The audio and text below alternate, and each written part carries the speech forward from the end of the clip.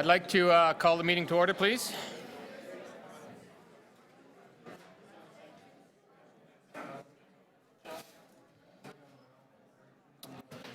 Thank you, everyone. I'd like to call this meeting of the Budget Committee to order. I'd like to welcome all the members of the committee, members of council, and of course, members of the public and the media. This is a special meeting of the Budget Committee. It's the launch of the 2017 capital and operating budgets. You can watch us on YouTube at Toronto City Council Live or follow the meeting on your computer, tablet, or smartphone at toronto.ca/council. Are there any declarations of interest under the Municipal Conflict of Interest Act? Seeing none, before I turn it over to staff for presentations, I just wanted to, of course, thank the City Manager Peter Wallace, CFO Rob Rossini, and the Executive Director of Financial Planning, Josie Levita, all the DCMs, all the divisions and agencies for an incredible amount of work that has happened over the last, I guess, 6 months or so to pull together the city budget, or the recommended city budget that we're going to be seeing in a few minutes. So I just wanted to thank them for the work they've done. It's been a lot of heavy lifting, as you will see, and I just want to congratulate them so far on the work that they've done. On that, I will pass the presentation over to the City Manager and Mr. Rob Rossini. And just to let you know what we'll do after there'll be the presentation. After the presentation, there will be questions of staff specifically on the presentation from outside councillors and from Budget Committee members. And that will be pretty much, that'll wrap up the bulk of everything today.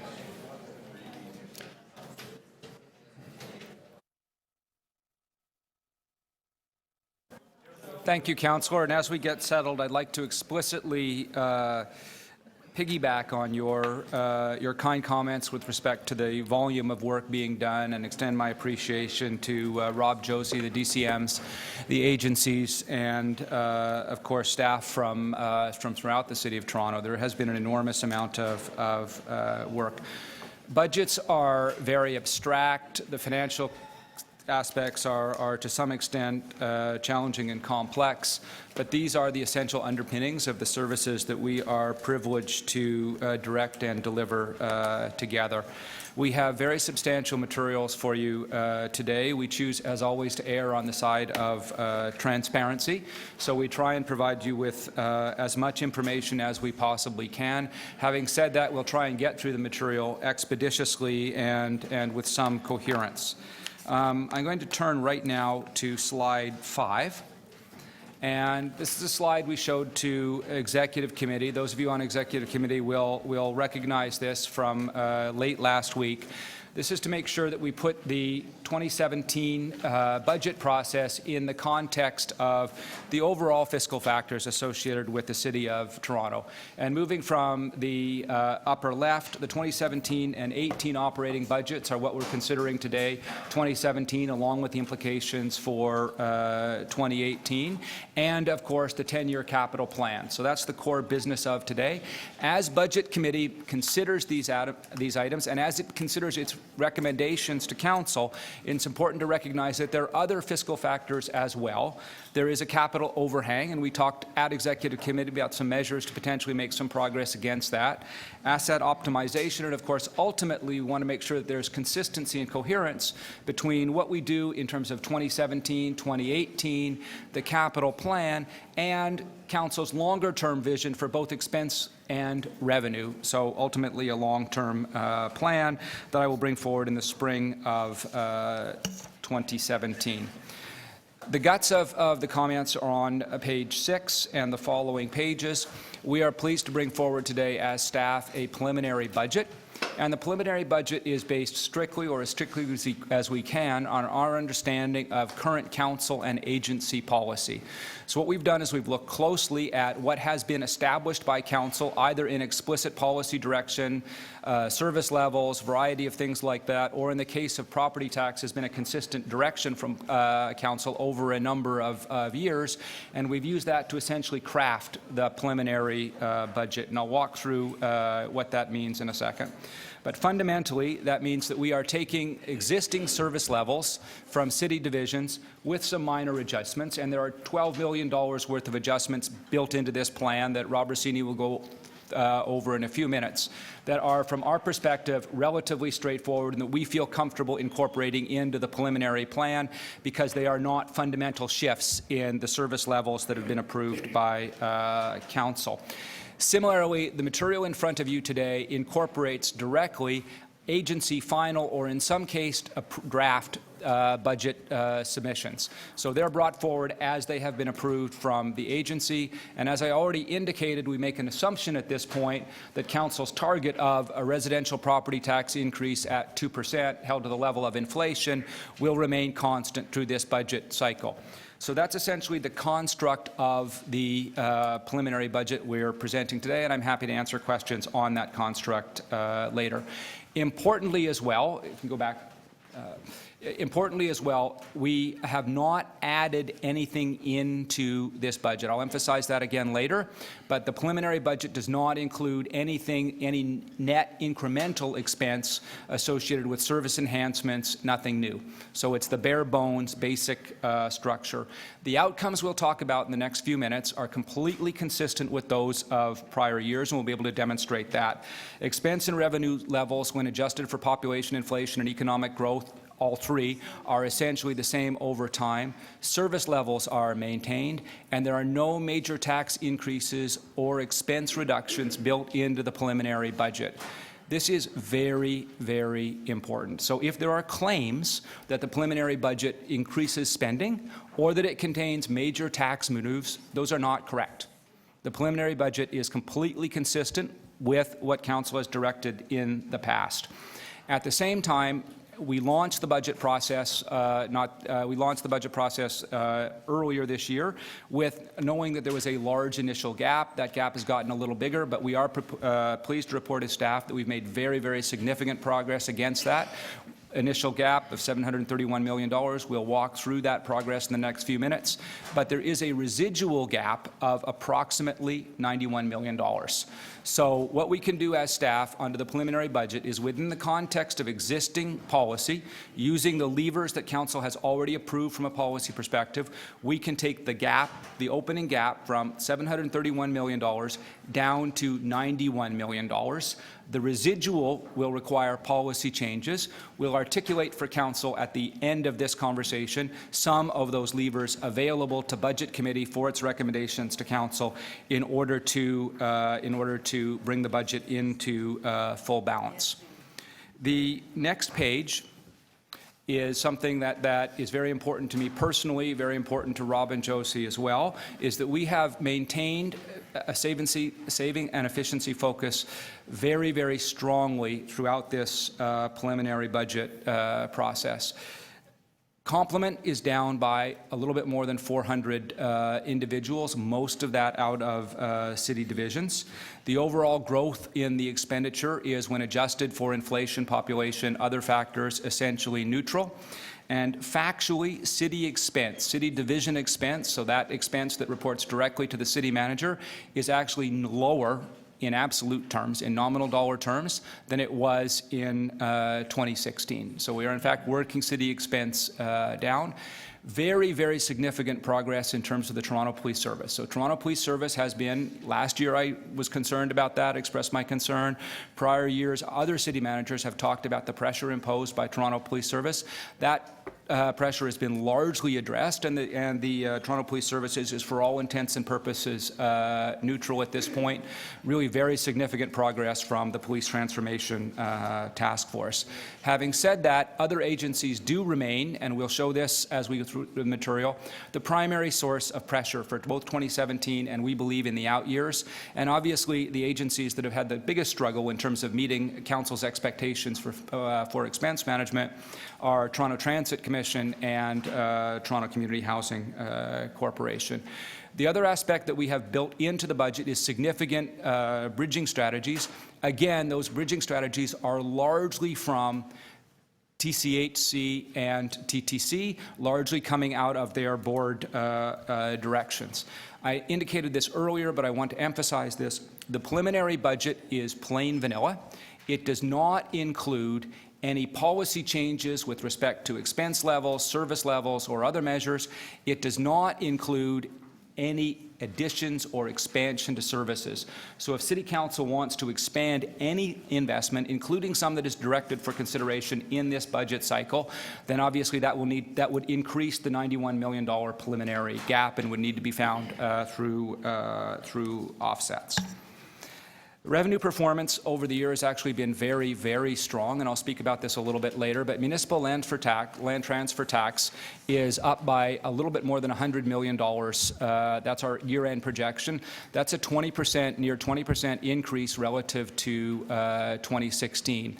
That has also been supported by moderate assessment growth, and the moderate assessment growth in turn has been supported by recalculation changes enabled by regulations by the province of Ontario.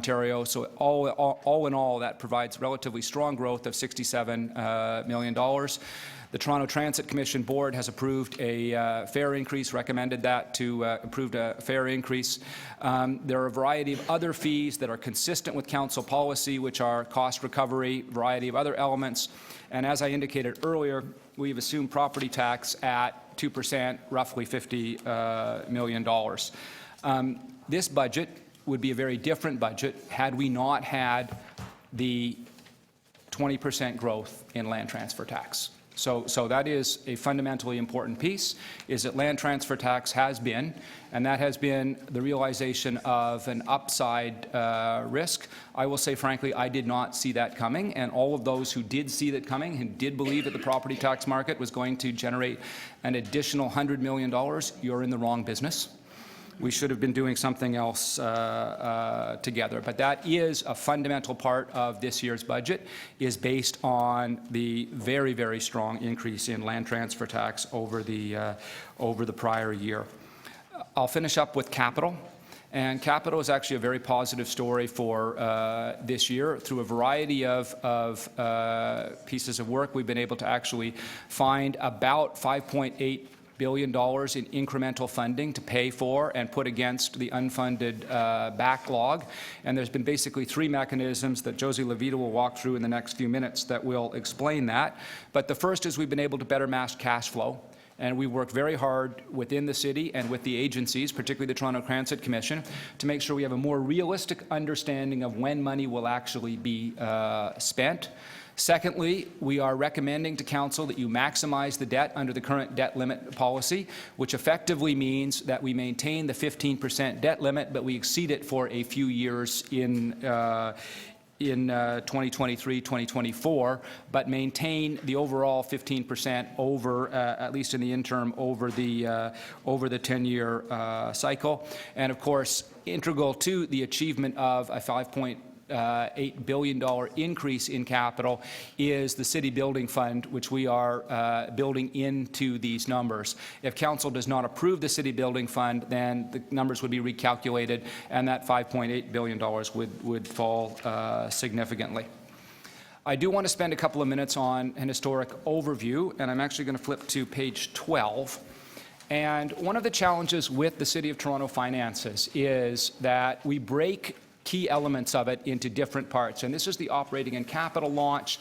As you well understand, the rate-based launch was in November. It's actually, I think, fundamentally important from a transparency perspective to put all of those numbers together so that Budget Committee can have the best possible understanding of the actual cost, the total cost of city services to the tax base, the rate base, overall to the residents of the City of Toronto. So this is an all-in number, and then in order to make this comparable over a period of time, we adjust it for both inflation and population growth. So this is our best effort to give you, on a full all-in basis, the absolute, our best understanding of the cost of government, the cost of city government for the residents of the City of Toronto over a period of time. And we like to point out that it's declined a little bit over time, but really, for all intents and purposes, these numbers are dead flat. and particularly over the 15, 16, 17 period. So again, when I talk about a preliminary budget being consistent with city policy, preliminary budget not having major expense reductions nor having major tax increases, that's also very, very clear from the underlying numbers, that these numbers are very, very consistent over a period of time. That's also shown on the next page, when it's an abstract construct, but it is a fundamental construct, and it's how Government of Canada, Government of Ontario measure their overall fiscal objectives as a share of GDP. And the city is not a big draw on overall wealth in the economy, has not been, will not be. And in fact, the overall draw is actually declining a little bit over time.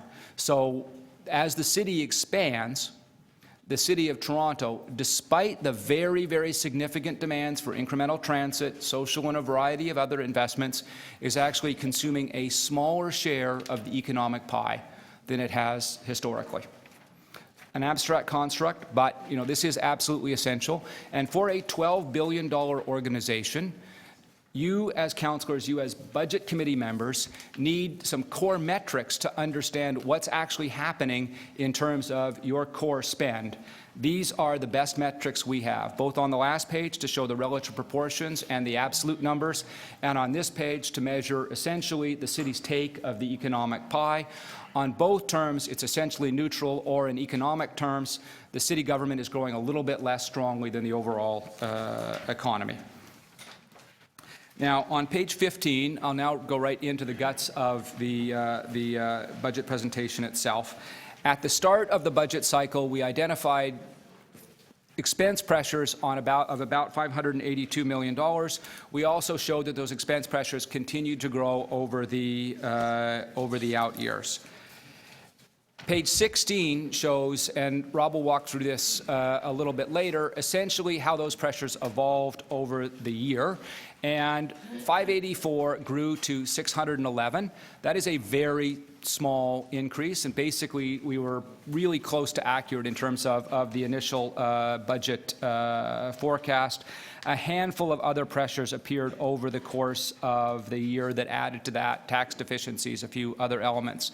There were two significant changes on the revenue side that further deepened the gap. One was the change in TTC ridership and revenue mix, and the other, of course, was the potential decrease in the Toronto Hydro dividend over there on the far right. This is mostly an historic artifact. This just gives a sense of the hole that we started this year's preliminary budget in was a gap of $731 million all told in terms of maintaining existing service levels, absorbing all of the pressures, all of those other pieces. Now, we'll actually show you what the preliminary budget does about that on the next page. This is a core page, and I'll walk through it relatively slowly. And starting from the large blue section in the upper right-hand quadrant there, the bulk of our effort, a huge amount of effort, has gone on to expenditure change, coming from agencies, coming from city divisions, a variety of other things. And overall, of the $731 million worth of pressure, about 177 or 23% has been addressed directly through expenditure management changes. Those expenditure management changes are now permanent. They're built into the numbers going forward, and Council can reasonably expect that those numbers, those base changes, will be replicated on a going forward basis. This is again consistent with prior practice, where the City of Toronto always looks first at budget efficiencies and has over time always been able to deliver a significant amount of base efficiencies. On the revenue piece, there are a couple of areas of revenue that are just simply over the transom, happen without policy adjustment at all. And those are the $99 million associated with MLTT and the assessment growth and adjustments to assessment calculation at $67 million. So those both reflect essentially the natural growth of economic forces, with the MLTT growth being, again, I characterized it last year accurately as a free ride by the City of Toronto on the real estate boom. We are continuing to enjoy that free ride. The only direct tax increase that is built into this is the presumption that City Council will continue to look for approximately a property tax rate, residential property tax increase tied to the rate of inflation.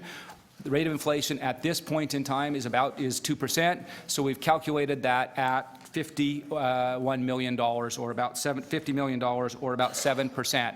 That's the only actual policy tax policy change built into this preliminary budget. There are a variety of other revenue changes. We have them broken out, but they include the TTC, variety of other things, TTC being the most prominent. Most of the others are entirely consistent with cost recovery and existing policies. There's approximately $100 million worth of bridging strategies. Those are primarily associated with Toronto Transit Commission and Toronto Community Housing. We'll discuss those in a few minutes. That gets us to a total number of about $630 million. That's as much as we can, as staff, deliver within the current policy context. The residual gap here is $91 million. There's something I do want to point out, that against that $91 million, the city itself is a negative of 18. So, this overall pie actually does have a negative built into it, and that's the city divisions. The residual pressure is, for all intents and purposes, a function of TTC and Toronto Community Housing as well. Police are nicely addressed. Page 18 is an important page, and I'm not going to go through this, small print, but this is essentially the budget on a stick, and this has all of the detailed information simply laid out on a single page, including some of the potential measures to address the gap. Page 19, so it's the Coles Notes, simple summary version. Page 19 shows the preliminary tax operating budget in terms of a graphic showing that the opening pressure was $731 million. Residual pressure is down to 31. At this point, you can see basically the growth in expenditure and revenues, and then the gap between them that remains at this point in time. And again, that gap is driven by the application of existing city revenue policy and existing city expenditure policy. And I've talked frequently about the difference between Council's aspirations and its tools. And at this point, when we match the aspirations and the tools, the aspirations being the expense that you have asked us to fulfill in the service levels, and the tools meaning the existing revenue toolkit, the gap is $91 million on a preliminary basis. There are a number of outstanding issues and risks associated with that. And these risks are essentially the deferrals. So $100 million worth of deferrals, we would expect that to come back in 2018. So the exact level will, of course, depend on in-year decision-making, but in the absence of future policy direction, we'll be starting 2018 in an additional $1 million hole. Again, that's largely a function of TTC and TCHC and the pressures associated with that. The $100 million in lawn transfer tax, we have chosen to incorporate fully directly into the base. There's no segregation or capital from current or other aspects. We're treating that as money that contributes directly to the base. That money, as you understand, has some risk, and there was a chart at the end of the executive presentation that shows that basically 1 in every 5 years historically, the Ontario land transfer tax has declined. So there is a potential at some point, and we know that the Government of Canada has been concerned about the froth in the Toronto housing market, but we have, from a staff standpoint, not built any caution into that number. That number is fully included into the measure. A further risk, if I can term it such, is that there are approximately $71 million in service adjustments that Council may wish to consider, and particularly we have not incorporated anything else that the City Council may want to add on to in terms of incremental investments, and typically budget processes have tended to add some incremental investments. So I won't dwell on the risk page, but it is there, and in particular the $100 million of land transfer tax and the approximately $100 million worth of bridging measures on a going forward basis do represent some risk going forward. So I'm going to turn it over to Rob to walk through a handful of the details on these things, including how we've done against the 2.6% target, and then I'll come back to talk about the toolkit available to Budget Committee from Executive Committee as we work through the mechanics of closing that residual $99 million gap. Thanks, Peter. Before I start, I want to thank Josie and her teams, the managers, and the staff have been pulling, very, very long nights and weekends. So hats off and thank you to Stephen Conforti, Anthony Ning, Alan Cohen, Andy Chu, Judy Skinner, and Ritu Saldana and their teams and FPD, and all the financial staffs of the different divisions and clusters that help put this thing together. So thank you very much. Yay. Okay, preliminary budget. Yeah. It doesn't get any easier every year. It just doesn't. Okay, so some of our key revenue outlook and assumptions and pieces that formed the 2017 budget. As we said, the council guideline was a 2% residential property tax increase. Assessment growth was a smidgen better this year than last year, which is good. Again, about $100 million MLTT growth in 2017, as was the case in 2016. Other revenues are going pretty modestly. In terms on the expense side, page 23, a big pressure, about $122, $123 million on debt servicing, which is made up of three components: principal and interest repayments on debt, CFC, plus the remaining phase-in of the Toronto Pooling Compensation Grant, the next point, which is about $45 million. Toronto community housing pressures that were identified through the task force and last year, the Senator Eglinton's task force, and carried through this year's budget pressures. We talked also a bit about the TTC pressure, where revenues and ridership growth is still growing, but not as fast as anticipated in the budget, which is causing a pressure. And then the $35 million potential dividend pressure on Toronto Hydro, which we think we have addressed through the asset report that went to Executive Committee last week and goes to Council next week. So here's sort of a comparison of a snapshot of where we were in June when we brought our budget directions report to Council and where we are now. So 582 was the expenditure pressure. It's now 611. Some of the bigger changes there is really the TCHC. And then on the revenue pressure, the revenue losses up from 96 million to 120 million, primarily driven by the loss of the hydro dividend. So 678 has gone to 731. That was our starting point when budgets were submitted in the fall. If you look at how that breaks up, about 72% of that pressure is coming basically from TTC, capital, and revenue losses. So a lot of big drivers are pushing that pressure, and then you see where the rest is coming from. Page 26 is, okay, so we've started, as Peter outlined, the starting point of 731. What did we do to get that number down? And I'll take you through that in various steps. So as always, we have 2, 3, 4 rounds of reviews with each division. At each point, as people keep taking a look at their budgets, they come up with some changes and some savings. And the TTC did a number of them. They were they were $88 million. The police continually looked at their budgets. We continually looked at some non-program revenue and cost estimates. We've done some base budget savings, and all that comes up to $143 million.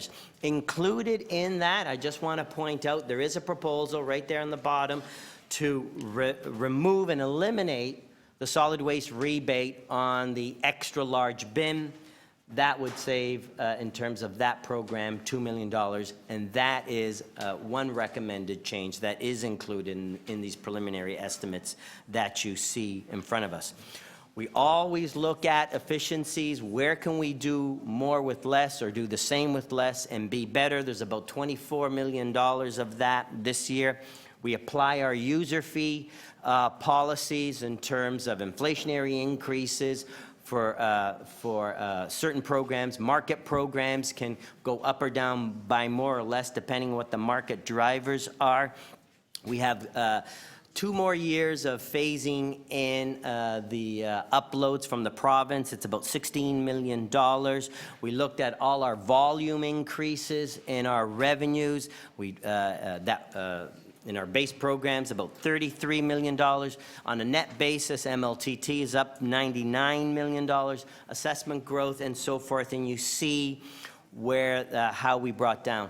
I want to draw your attention. There are a small amount of program changes, basically what we call new and enhanced. Those are those things that drive spending down. So it is the biggest one being the administrative penalty system, taking POA parking tickets out of the courts, out of POA courts, and that program was approved by council, and we were directed to put that in the budget. That is providing some savings. So we bring the gross, that pressure of 731 down to $331 million. So our work doesn't stop there. Next slide. Where do we go from there? When we apply a 2% property tax increase, which was the guideline approved by council, generates about $15 million. Plus, there's some new regulations coming in that affect taxation, notional tax rates, assessment growth. They were announced very, very recently at the provincial fall economic statement. When we include those as well, plus the tentatively approved TTC fare increase at the board, I think it was 10 cents. We have some service changes which we think won't impact services a lot. There's 10 million in there. They are listed on page 134 of the deck that's in front of you, so you can see what they are for council's consideration. And then again, with the asset report that we brought in, which is going to council next week and will be directed, presumably, to the budget process, that addresses the $35 million pressure. So that left us with a pretty sizable still, $191 million pressure. You see that yellow bar right in there. That's being brought down by the $100 million worth of deferrals. I want to talk a bit about the nature of those. Last year, we had about $38 million of deferrals, which were reserves or one-time revenues. This year, that's basically $29 million. So the 14, 5, and 9. Sorry, $28 million. I can't add today. So that part of the deferrals is actually still shrinking. We've been steadily shrinking that since 2013, and it's last year 38, this part 28. So that's a good, that's a number that's moving in the right direction. The $72 million of TC8C deferrals, while they weren't explicitly noted in the 2016 budget, because we were right in the middle of the TCHC task force review, they were identified nonetheless. We launched the budget in December. Task force report was finished in January. We knew about them. They weren't incorporated in the budget numbers, but those are really overhangs from 2016. Some of them have been brewing for a number of years. The staff has been asked to report back on, respond to the task force recommendations. Juliana Carboni and Chris Brillinger's group, they are heading up that, and will be reporting back in Q2 of 2017. So while that's new showing here, it is not a new problem. So, and then that leaves us with the $91 million residual. Last year, that residual in the preliminary budget was much smaller. It was $23 million. Now it's $91 million. And later on in the presentation, Peter will talk about options and levers to address that. So slide 28, the $100 million residual, you see where it's broken up. The lion's share is TCHC deferrals, and it's basically made up of two items, $54 million in capital and $18 million, the sinking fund for the outstanding debentures that has not been set up. Both of those issues were talked about and identified last year.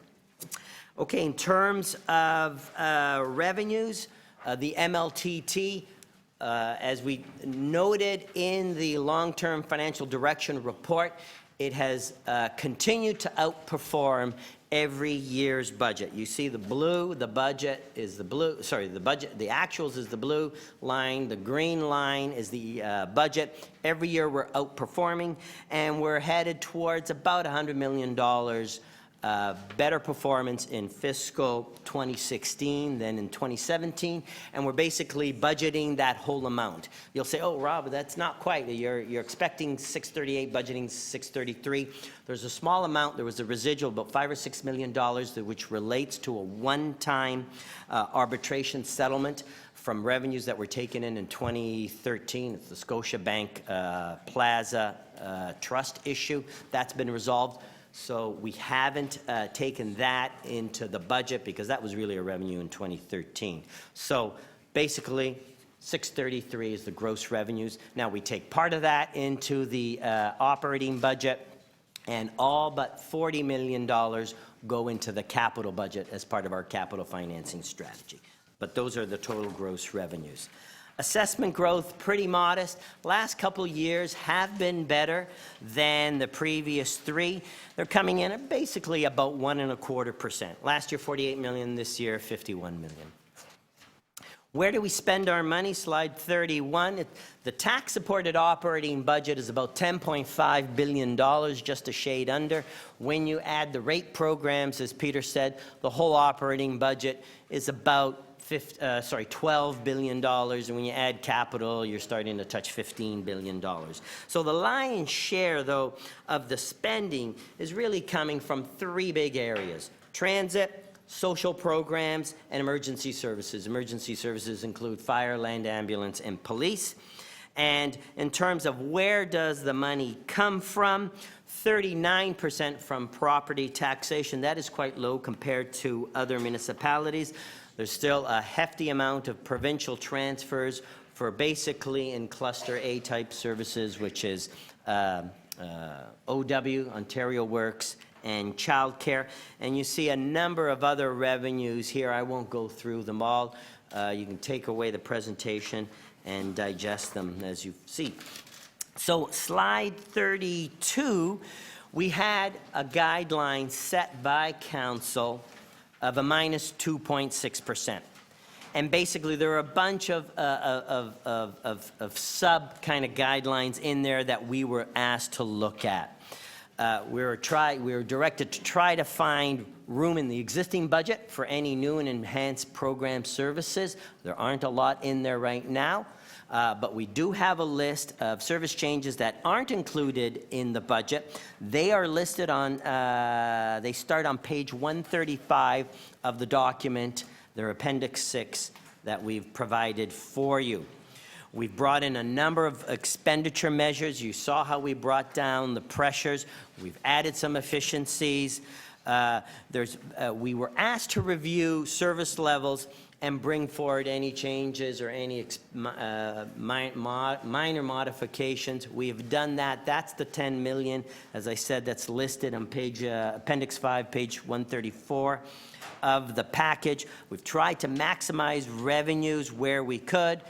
Total position counts are down, item F, and you know, what we tried to avoid as much as possible, actually we have avoided, is offloading, where we just move one expenditure pressure from one part of the budget to another, or from the agencies to the city, because that really doesn't solve our budget problems. That just moves the problem around from one part of the budget to the next. So we've avoided that. So how well have we done on the 2.6 target? There are a number of measures that are proposed here in the budget. Some have been included in the preliminary budget, some have not. So when you look at the whole menu in front of council, you know, city divisions have come with a menu of changes, included and not included in the budget, of minus 4.1%. Actually exceeded the 2.6, minus 2.6 guidelines. And the pressures that remain really are coming from the agencies, the TTC and the TCHC. All other agencies have also come in basically at about zero. So in terms of those menu of potential reductions, what have we included in the preliminary budget that as Peter was saying, that really we can incorporate without any major policy changes or shifts in service levels. So even there, city divisions, as Peter noted, spending, net spending, city divisions are down by 0.7%. So we are recommending reductions of about $12.9 million without impacting service in a material way. So city divisions are not exerting a pressure on this budget.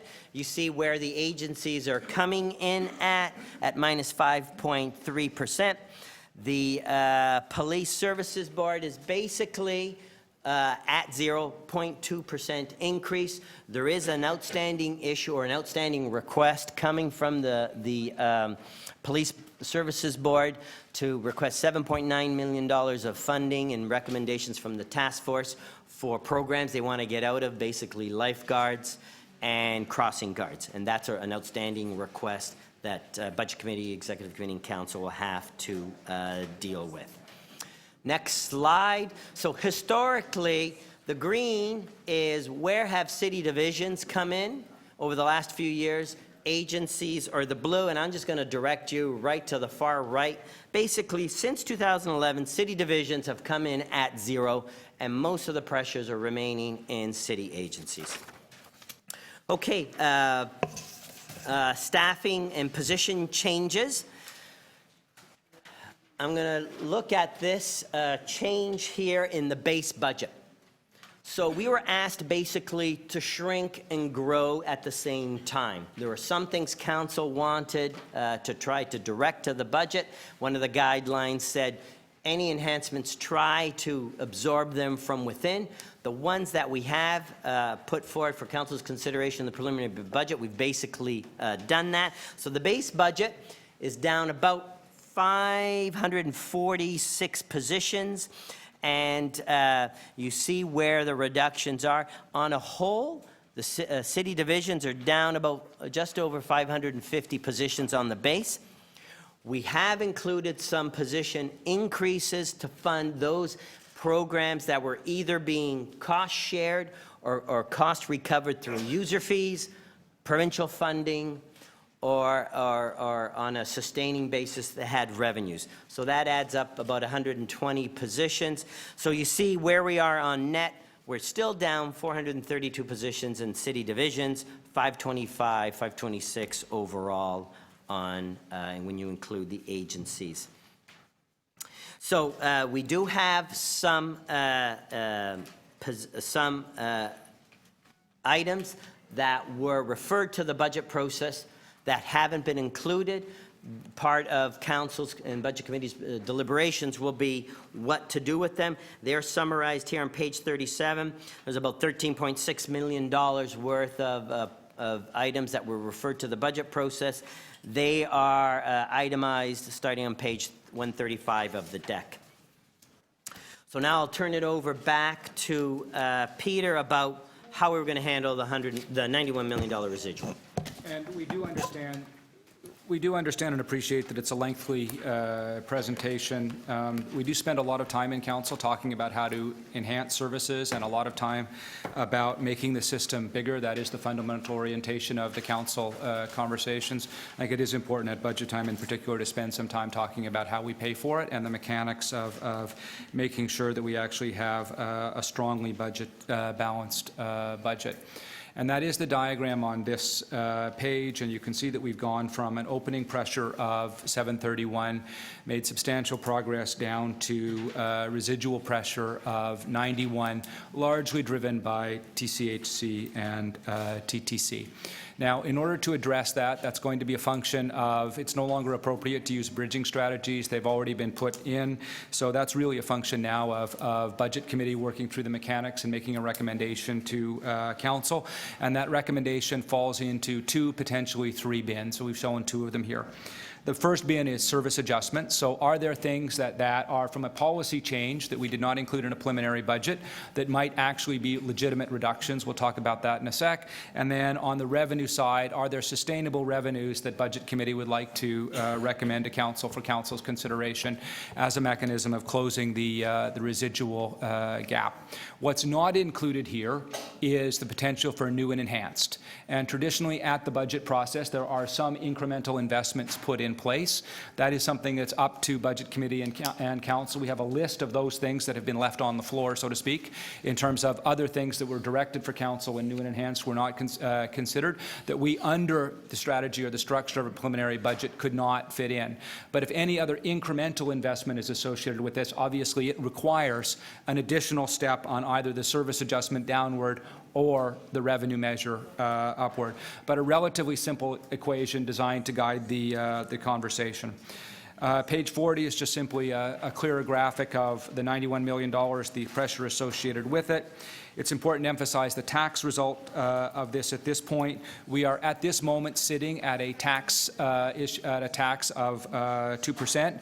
If residential tax at 2%, if we were to fund all of this from the residual gap, all from residential tax increase, that's a further 3.6% or near 6% increase in residential tax, total tax impact of 2.3%.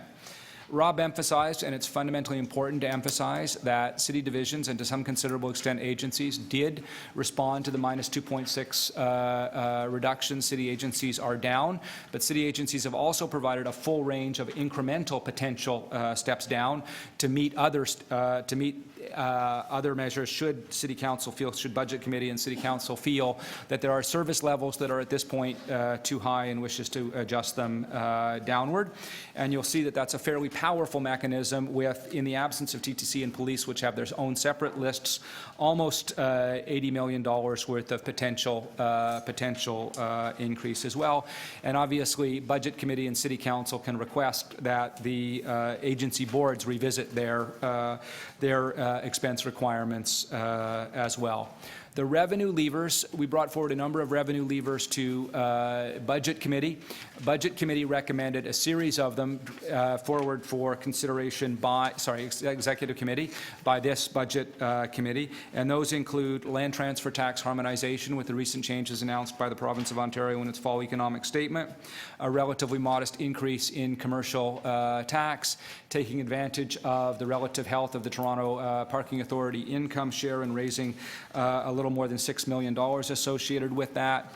It would also be required to, next page please, required to get a further increase, a further change in provincial legislation and regulation, but vacancy rebate may be available and a hotel tax, and these are partial year figures that we think are best estimates of what would be available consistent with the province's regulatory and legislative timetable, assuming that Budget Committee and City Council endorse these directions. Vacancy rebate is at a half year and hotel tax is a little bit less than that, but gives you a sense of basically those numbers would be higher on a going forward basis. So in essence, we're now asking Budget Committee, as we did last year, to consider further service adjustments, further downward service adjustments, potential new fees, how new and enhanced requests are treated and whether or not they are included, and if they are, they need to be offset. And then, of course, the other measures to bring the budget into a zero balance. If I can turn to page 49, and this is an important slide as well. This is the 2018 outlook, and frankly, the exact numbers are not that important. The numbers will change over a period of time as we get visibility into them. But I would urge Budget Committee, as it considers the 2017 budget, to think strongly about the ramification, the implications for 2018. City Council does not want to put itself in a situation of a difficult budget year for 2018. So my strong suggestion is that as you consider, and certainly staff support for Budget Committee, as we work through the mechanics of potential changes the Budget Committee will recommend to Council, we'll lay out and make clear the need to be consistent with both 2017 and 2018 decision making. And the same thing with 2019 outlook on page 50 as well. That is the operating budget. We'll now walk through the ramifications for the capital budget, how we've created some additional room, and very importantly, how we've been able to work down at least part of the capital gap. Okay, thank you, Peter. Good morning, Budget Chair, members of committee, and visiting councillors. We're going to switch gears a bit, and I'm going to guide you through the 10-year capital plan. Okay, so this capital plan is delivering another $5.8 billion in new investments to start making progress on the unmet needs. I'm going to walk you carefully through what actions that we've taken to create that room, give you an overview of what's in the plan and its impact on our key indicators around state of good repair backlog and debt servicing. And then I have two more scenarios to show you about some more opportunity to create additional room to see if we have more things that we would like to add. Okay. So notwithstanding the $21 billion capital plan we had last year for our tax-supported area, when you combine that with our rate-supported over $32 billion, we still have unmet needs that we identified and have discussed, which is about $33 billion over the next 15 years. And much of that $33 billion really is required to address ongoing state of good repair issues, some major service improvement projects that Council has identified as priorities, and future transit expansion. So this particular budget does add $5.8 billion in additional spending, and it's coming from that unfunded list, and it is highly critical unmet needs. So what we've been able to add to this program is the ability to match federal funding through our transit and infrastructure program. So that gives us additional investment both for transit and non-transit projects. The Plan B that was before Executive Committee for the Gardiner Expressway has been built into the 5.8. So has Smart Track and our ability to protect the Portlands from flooding. And we've also started making some progress and a bit of a down payment on state of good repair for our libraries and some other key program initiatives. Okay, so I'm going to talk a little bit about how we were able to add the $5.8 billion. So the budget directions report that was at Council in June, we said what we would do on the capital side is look at our cash flow spending. Given that we are averaging about 65% spending rate and carrying forward about $1 billion, we really wanted to take a look at what the cash flow estimates were and start matching those cash flows with realistic expectations around project timelines and delivery. We said we were going to review our debt capacity and we're going to maximize revenues. So what we did, a series of 5 steps that we did as staff to get us to this point. So we asked everyone to submit the budget on a status quo basis so that you could add a new 10th year, but basically let's focus on what Council approved last year. And then let's start looking at those cash flow estimates in a way that more realistically matched the cash flow spending to those timelines. We then asked everyone to look at the unfunded list and to refine the project estimates and timing so we had a better sense of what was in that list so we could start prioritizing. We established a criteria and to prioritize the unmet needs. And finally, we examined our debt capacity based on our current guideline policy and included the Council-directed 0.5% city building fund. Last year in the budget process, Council did ask us and directed us to include that for planning purposes and incorporate that into the plan. So that's what we have done. So what does that do to our debt servicing? So this is a really critical slide. I'm going to spend a few moments on this slide. So I would ask that you kind of watch the monitor because I'm trying to take you through some steps here so you can understand what's happening. So this first blue line is the debt servicing as it related to the approved council budget and plan last year, and that was the starting point from where we began this process. Okay. With the smoothing that we did, it took us to the green line and actually brought us down to about an average of about 14.3% in our debt servicing compared to our 15% guideline. We then said, well, if we look at the back end, we really have more capacity in the back, and we know that usually in the latter 5 years,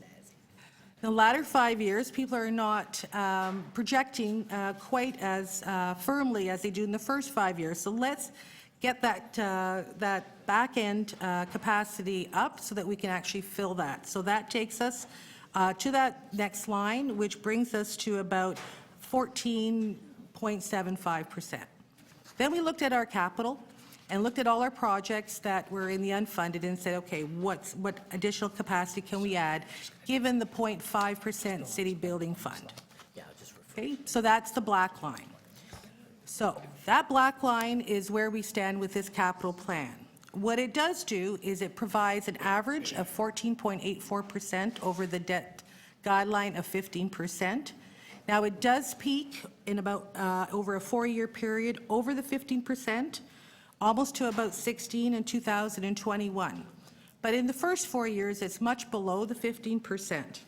And we know that the placement of the projects will, the timelines and the estimates will be revised, and there will be opportunities to look at that. So it's really up to some project re-estimation. We also know that we'll be coming back with a long-term financial plan and some revenue tools that may very well affect this. So if, in the absence of those things, this would potentially require a modification to our guidelines, because to date we've been staying under the 15 by year, and what this does is keeps us to the 15% debt guideline on an average over the 10-year period. Next slide. So in doing that, we were able to free up $3.3 billion in debt. The realignment of the cash flows gave us $134 million of extra debt room.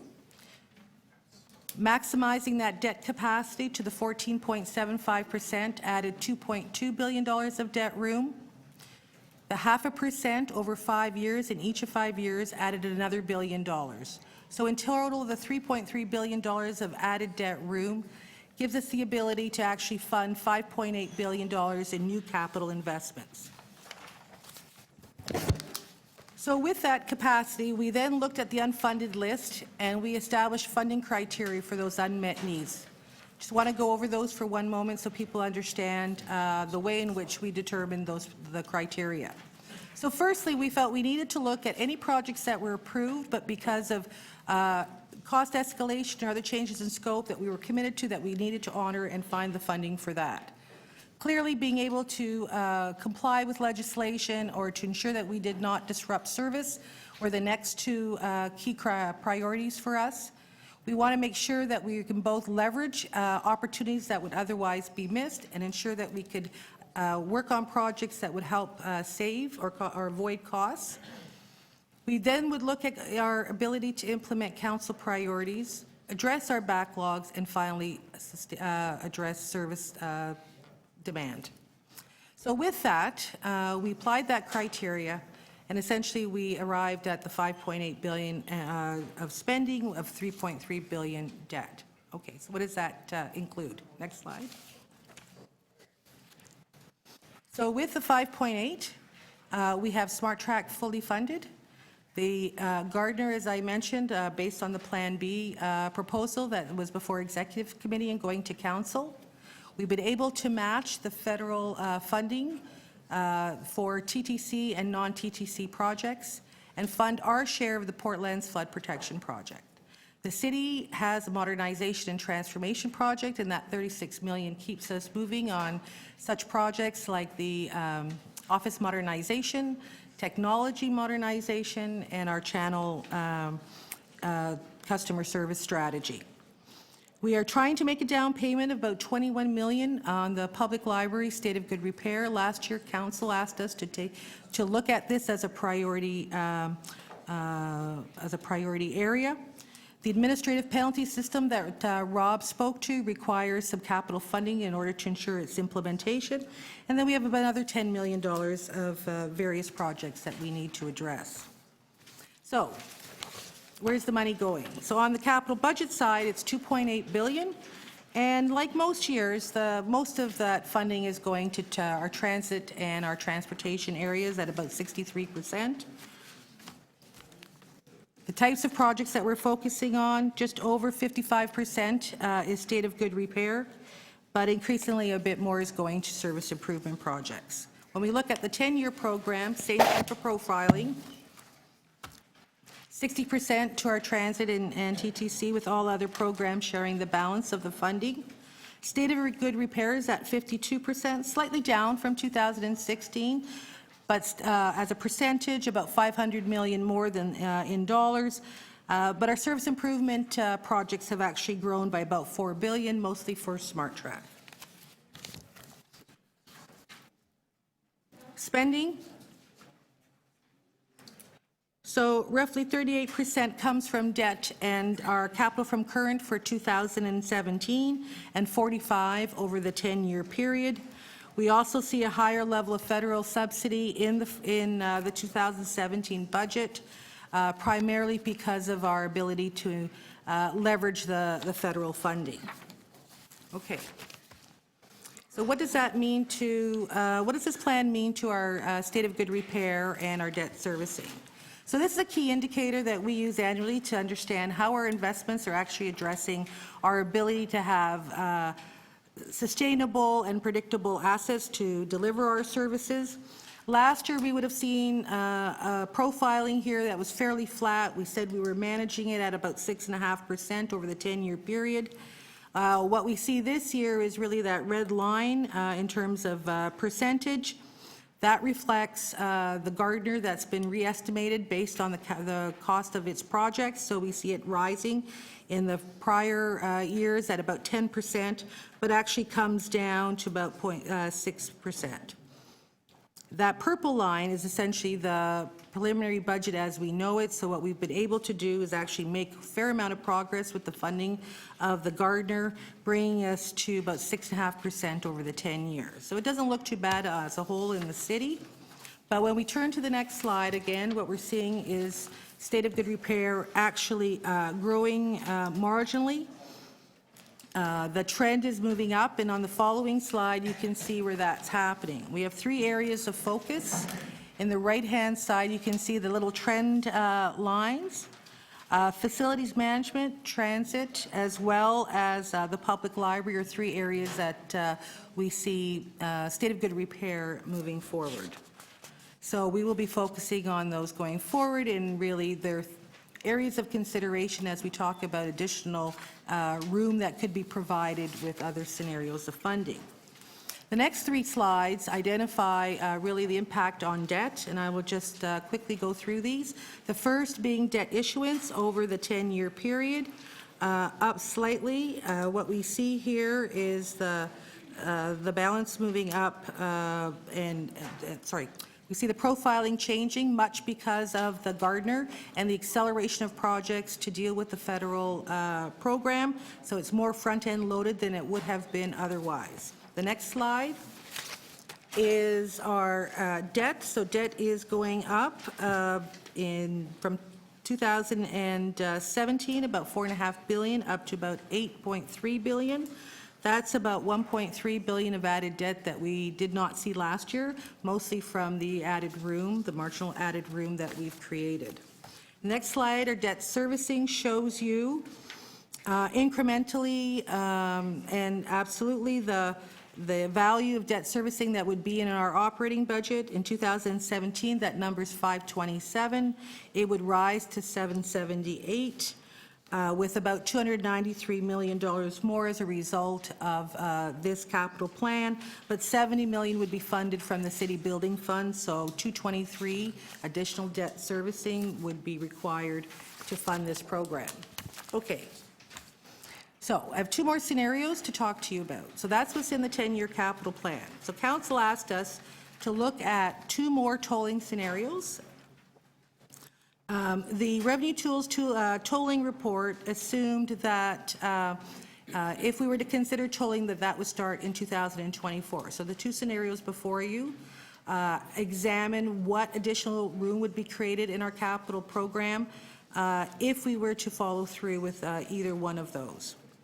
So our first scenario is assuming that a toll of about $1.40 per trip would fully fund the expressway. And our second scenario looks at the expressway toll to generate additional capital revenues based on a $2 toll per trip. Just jump to the chart. Okay.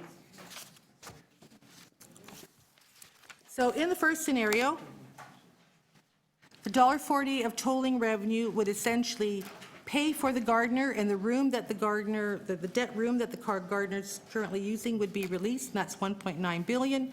If we were to add another 0.5% to the city building fund, that would give us another $1 billion, so that would give us about $2.9 billion of additional debt room. In that scenario, what we would see is the new blue line. First, we would go down to the green line. That would give us the extra room, and then up to the blue line based on the capacity to fund those other projects. Turn to the next slide. Well, what would we fund from that? So we have lots of SOGR, but it would give us an opportunity to focus on that state of good repair. The George Street Revitalization Project, which is a council priority and not included in this capital plan, as well as the long-term care homes requirements that are provincially required, would be other options.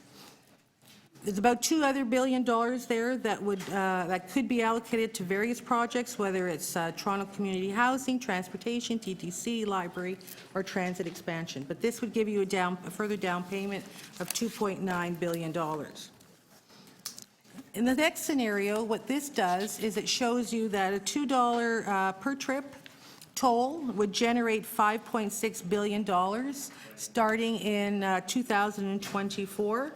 And this would give you incremental room to the 2.9 by another 2.7 billion, or a total of 5.6. Again, a long list of opportunities and projects that you could fund. Sorry, just to clarify, the toll doesn't generate $5.6 billion in revenues. It generates enough revenues to support $5.6 billion in debt. Great. And now, Rob, if I can get you to just jump to page 120 and quickly, very quickly, just touch on the tax ramifications of this and confirm where we are in terms of preliminary budget tax impacts.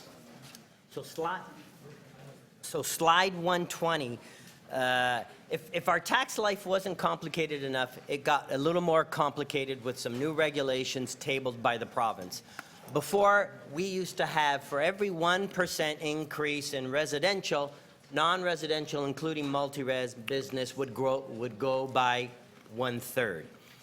There's new regulations that are now as follows. The provincial fall economic statement has protected multi-res, so now we cannot increase multi-res taxes at all. So for a 2% tax increase on residential, you see multi-res here is 0. And that means all multi-res tax increases. They will not have a tax increase because of reassessment, they will not have a tax increase because of policy, and they won't have a tax increase because of the budget. So that means any tax increases that would have gone there are going to go somewhere else. In the Revenue Tools report, we made a proposal, and it's been directed to council, and council will look at it next week. If that's approved, it would look like this. To continue to protect industrial taxes, so for every 1% increase, there would be a 0.33 increase in industrial. So a 2% means industrial goes up by the current existing policy of 0.67. But we are suggesting to slow down commercial, the rate of commercial decreases in the tax ratios, to instead of going to the 1/3 protection to go what the legislation says, which is 0.5. So that would take, with a 2% residential tax increase, commercial would now be a 1% increase instead of the 0.67. Layered all on top of this is some new regulations on how to calculate growth and notional tax rates. Layered on top of those two things is it's a CVA year. So this is a reassessment year. We're moving from 2001 CVAs to January 1, 2016. They will be implemented January 1 next year. So we are crunching all those numbers, and though council has asked us, at the time we launched the budget, give us an estimate of everything, you'll see in the tax impacts, Appendix 3, that start on page 15, everything is marked draft. They are drafty draft because the regulations aren't out. Final assessments are almost in, not quite final.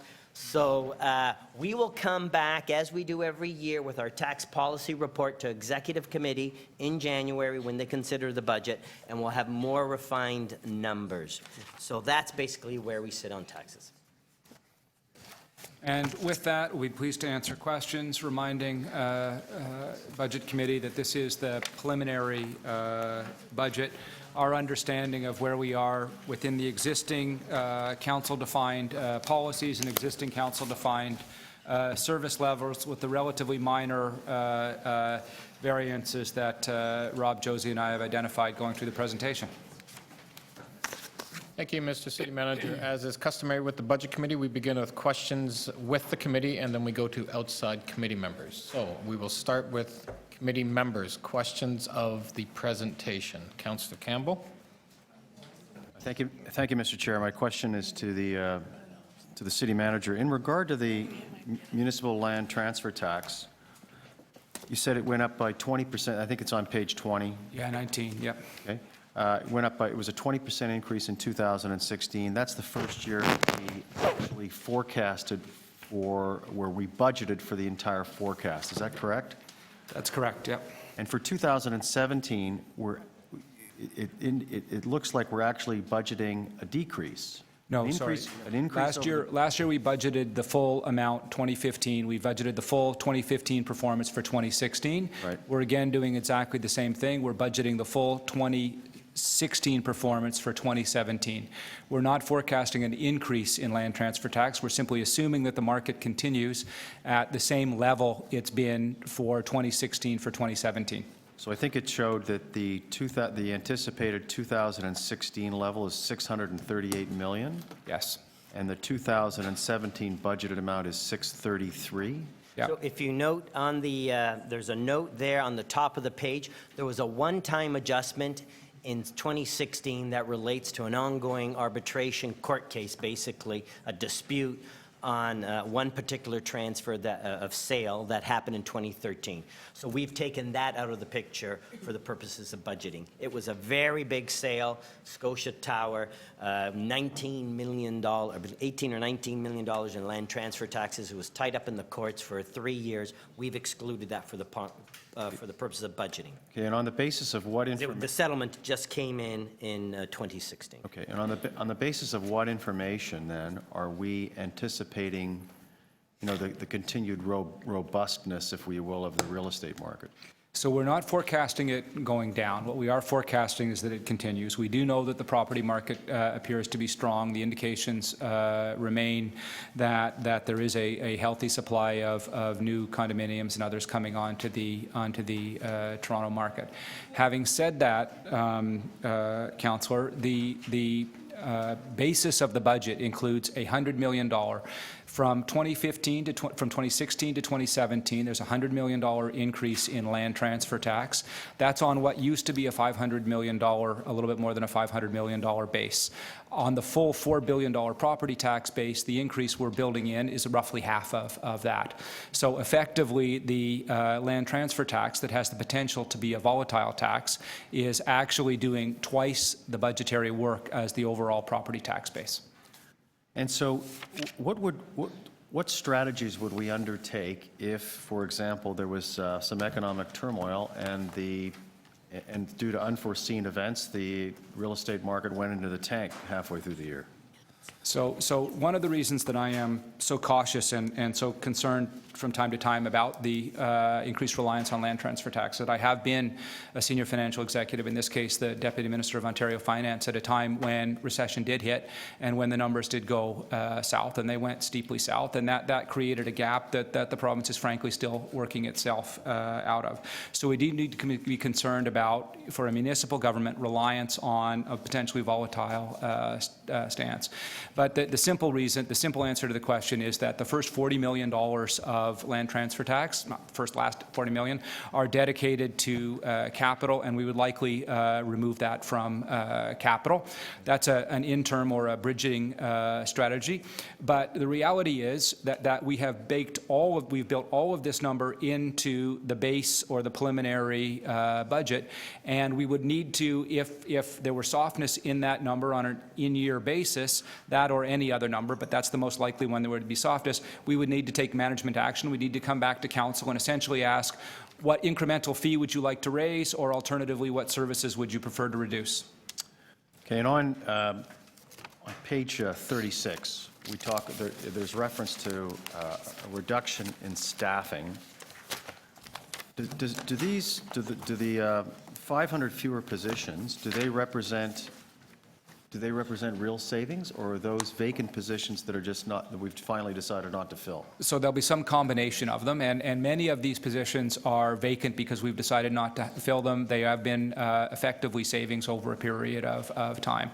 So many of them do represent actual less work being done, or alternatively work being done more efficiently. And are there any layoffs in this budget? There will be, but we expect much of it to be as a function of attrition, but we have not worked through the precise number of layoffs. We will work through that, but we do expect there to be actual downsizing, and sadly there will be people within the Toronto Public Service who will not be able to continue their valued work with us. At 5 minutes, that's my questions. You did well. 5:02. Great. Okay, next is Councillor Layton. Thank you very much. Just to follow up on Councillor Campbell's questions about the 450-odd FTE reductions, how many of them are currently vacant? Yeah, it's about three-quarters. Through you, Mr. Chair, it's about three-quarters. And do we know how long, on average, those have been vacant for? A year, 6 months, 10 years?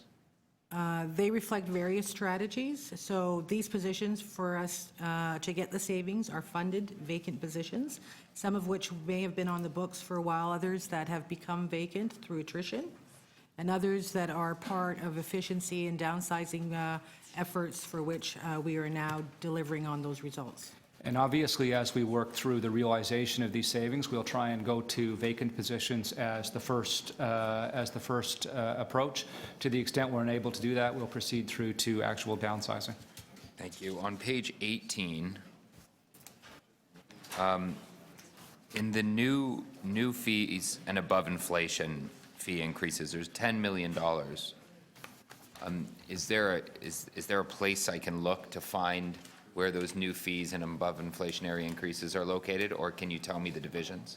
So we'll be doing a user fee report as we normally do and bringing that forward. It's not in this package in front of you, but we will get that information. It's not in the package? No, it's not in today's package, but we will bring that. Okay, can you tell me the difference, the two last bullet points on page 20, the differences between TTC board-approved budget and city treatment of appreciation of hybrid batteries, and then the next point around the TTC-related one-time use of surplus carry forward? Delighted. And how much are those amounts? So through Maybe you, just how much are those amounts? Explaining them may take too long. How much are those amounts? so the batteries is the batteries is $8.5 million, and the treatment of depreciation is $29 million. And in the TCHC budget related to one-time carry forward? So that number's kind of moving around, but it's around $22 million, I understand. And this is a disagreement, but a difference of opinion between this. Well, I can explain. So the TTC one is really moving a reduction from the operating budget to the capital budget, which we would have to fund anyway. So that's what we would call a side load. So you haven't made a material improvement in the budget. So that's why we're saying no to that one.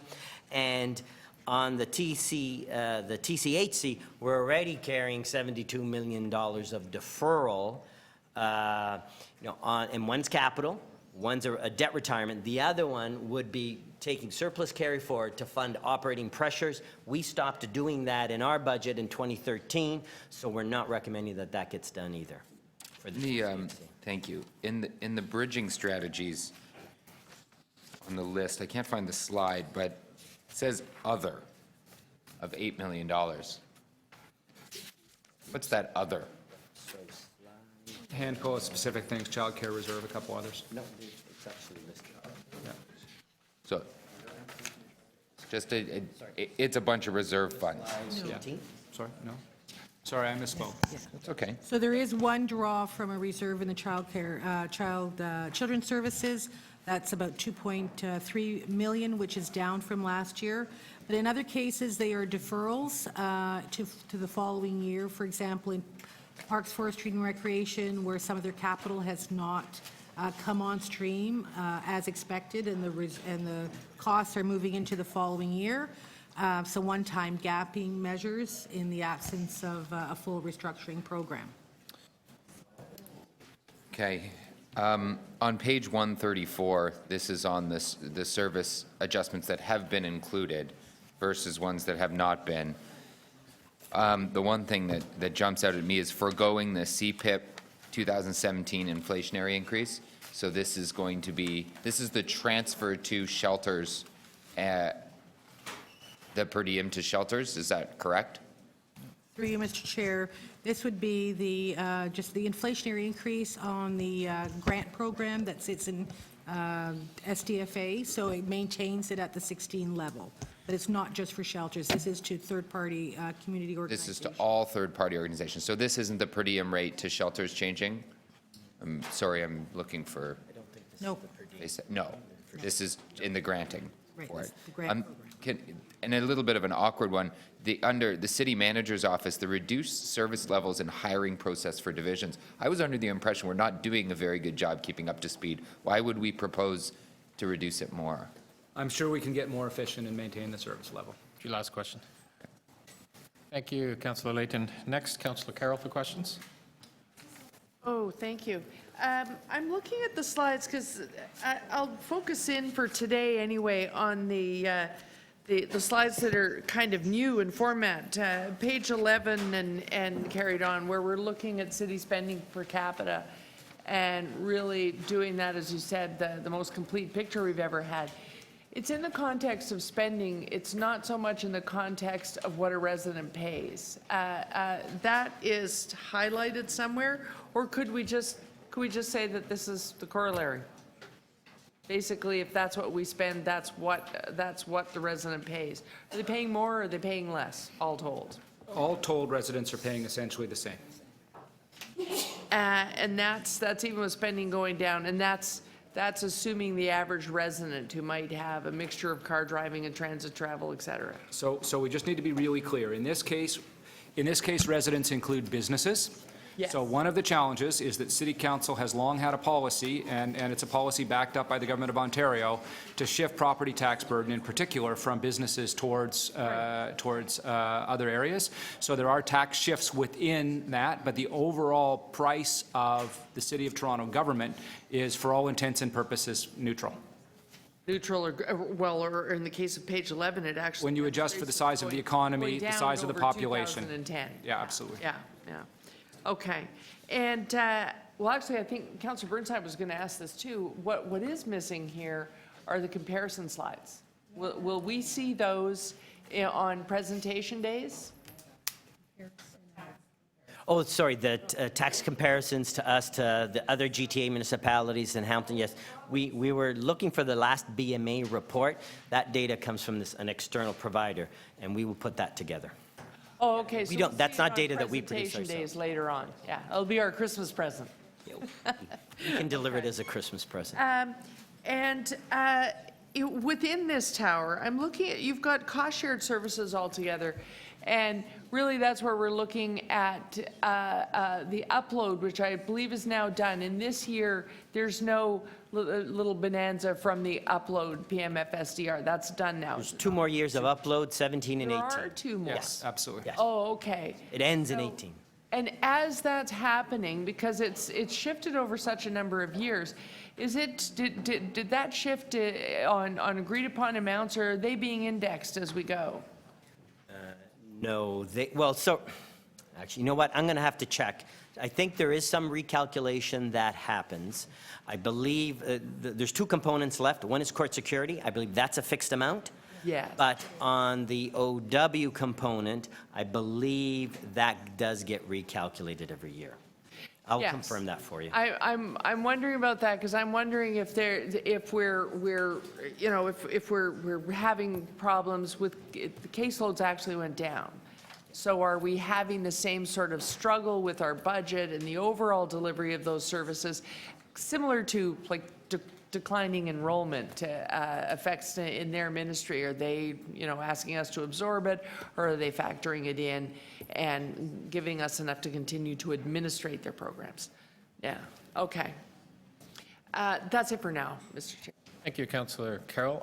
Before we go to the next question, I'd like to welcome the grade 9, 10, and 11 students from Don Mills Collegiate Institute with their teacher, Mr. Kamey and Ms. Green. Welcome to budget.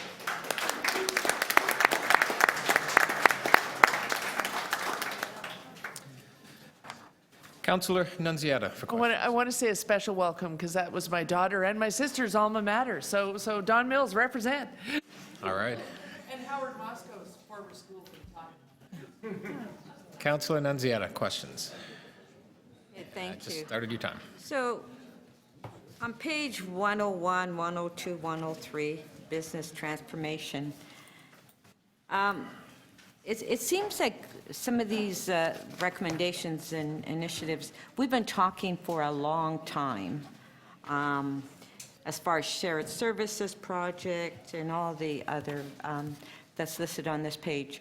So are we going to, in fact, because I'm waiting to see those efficiencies and reduction in the budget for 2018, when are we going to see these savings? Because I've seen this over and over again for years. Like, when are we going to be implementing and seeing some of these savings in the budget? So will we, in 2018, will this be implemented? Yes, so all of these are being worked on, and some of the savings are actually included in this budget, like the administrative penalty systems. All the savings that we've accrued to date on shared services procurement, But are there they more? are already incorporated in the budgets. But is there any more? Yes, there Oh, will yeah, be. they will and Okay, so we I mean, I- observe- You are seeing them, and Yes. reminding us that the city government is less expensive, not accounting for inflation, not anything else, less expensive in 2017 than it was in 2016. This is a very, very substantial contributor. Having said that, the City of Toronto has not put in place the major investments that other enterprises have into its IT or other infrastructures, nor has it put in place the agency governance or coherent strategies that might be necessary to drive real savings over a period of time. So in 2018, we should see, We are beginning to take baby steps in terms of fundamental transformation of the organization, but the organization has not gone through the transformations that the private sector nor other large governments have done. so we will see that itemized in the 2018 budget, You will right? continue to see reporting, but until we actually have a across-the-board, coherent framework for expenditure reduction, and frankly, some of the measures we have gone through over the last little while, for example, relatively minor outsourcing of things like vehicle fleet maintenance have been controversial even in their relatively small changes. So at Council's direction, this has been a relatively slow road. Okay, yeah, it is very slow. But that's also consistent with council policy. So with the police, the task force, Toronto Police Task Force, so on page 103, so the report, it's my understanding that the task force will be bringing forward the report in January of 2017, Yes. right? And so that's part of what we see on page 103. So we will see savings, in fact, for Toronto Police Services once that report is made public and recommendation approved by the board. We should see those savings in 2018. Am I correct? So two fundamentally and very important things. First, the pressure, the traditional pressure associated with the Toronto Police Services Board or Toronto Police Services has been neutralized this year. So we've made very, very significant progress. Secondly, we will continue to work with the task force and the Toronto Police Services, and in particular, we will help as a city, the Toronto Police Services focus where it needs to focus most appropriately on its core business, and that may mean that we will work with them in terms of things like lifeguards and a variety of other things to make sure those are delivered as efficiently as possible. Where they're not core law enforcement functions, it may make some sense to bring them into the city, and we'll account for that appropriately. And third, the Transformational Task Force is not done, and we continue to expect further progress, and we continue to expect that we'll be able to report that in 2018 and the out years. I thought the report was coming out in 2017. It is, but it will continue to drive savings over a period of time. So the task force will be done as a task force, but the measures it will implement will continue to yield significant, we believe, benefits. Okay, so then the recommendations will be approved by the board in 2017. Okay, just one last question for a minute. As far as the task force for TCHC, are we going to be seeing savings through that task force? And what's happening? Are they considering the head office on what to do with their head office? So TCHC is very challenging. TCHC is, what we have incorporated is the numbers from the board, and as we have from the TTC. These are the submissions from the board. I don't know whether or not they are considering that in detail, but this does remain an issue and an area of significant risk identified by the mayor's task force. That risk remains and is continuing and is something that needs to be addressed over the course of 2017 and 2018. Thank you. Councillor DiCiano, next. Yeah, thanks, Mr. Chair. Page 103, I guess the first two bullet points are procurement transformation, time and attendance transformation. I've been, this is my third budget round, and I can't tell you how many times I've asked to look and not received answers on what it really cost us when we have tens of thousands of employees and, you know, what they're busy doing. There's no numbers here, though, so how do we, what are you expecting from a modernization initiative to start tracking, reporting, and timing? How much can that save the public or the government over the next 3 to 5 years? So there'll be partly savings in kind and partly savings in actual elements. And just one of the things that should perhaps be emphasized is the relatively unadvanced state of some of the kind of core processes. And or non-existent. Frankly, I'm new here, as are you, but I am mechanically signing off on time and attendance, and that's not, in my view, appropriate for a $12 billion organization, nor many of the other ways in which we do these things. And frankly, that means that many of the monitoring elements, data mining and other that might be associated with those are not available. Much the same thing in terms of procurement transformation, where the biggest risks on procurement are that we remain vulnerable to predatory behavior by private sector contractors because we lack the methodology and the tools in order to track that, and we see that coming crystal clear through the really excellent work done by the Auditor General. So we will continue to try and address those risks, but you have observed that out of a $12 billion organization, the total transformational investment we're identifying in terms of the long-term changes in the city is only $36 million. It's a relatively small amount. If you look at other organizations of this magnitude, they have in fact put in place much larger transformational exercises. And the City of Toronto will continue to suffer a little bit in terms of its management capacity because frankly there is an overwhelming priority on delivering services and there has not been a direct priority on management. The organization has not matured in that respect. Can someone tell me really rough numbers, how much we spend on staffing numbers here in the city? Sure, we can give you a sense of what that is. We brought those forward in employee and labor relations. I don't have. Yes, we did. I'm gonna $1 billion? Yeah, no, it's like $2 billion? I think it's the city divisions, 2.9 billion or 3.9 billion. I'll have to check. So if you could save 3 to 5% just by tracking and not only the time but the performance of our public service, you're looking at $100, $200 million in savings overnight. Those calculations are obviously there, and we will continue to work very hard on productivity and outcomes associated with those. This is now, and now 8 years or 6 years into a persistent effort of making sure that government remains the same or smaller on an annual basis. We have been able to realize very, very substantial savings. Unlike other governments, the Government of Toronto has actually gotten smaller as a share of the economy over time. In no way would I ever argue, that there aren't significant residual efficiencies to be made. Those efficiencies were not made in the 4 years of constraint under Ford, nor have they been achieved now. Much of the reason for that is because, frankly, the systems and the management structures of this organization have not been modernized, and it will take some time to realize those true savings.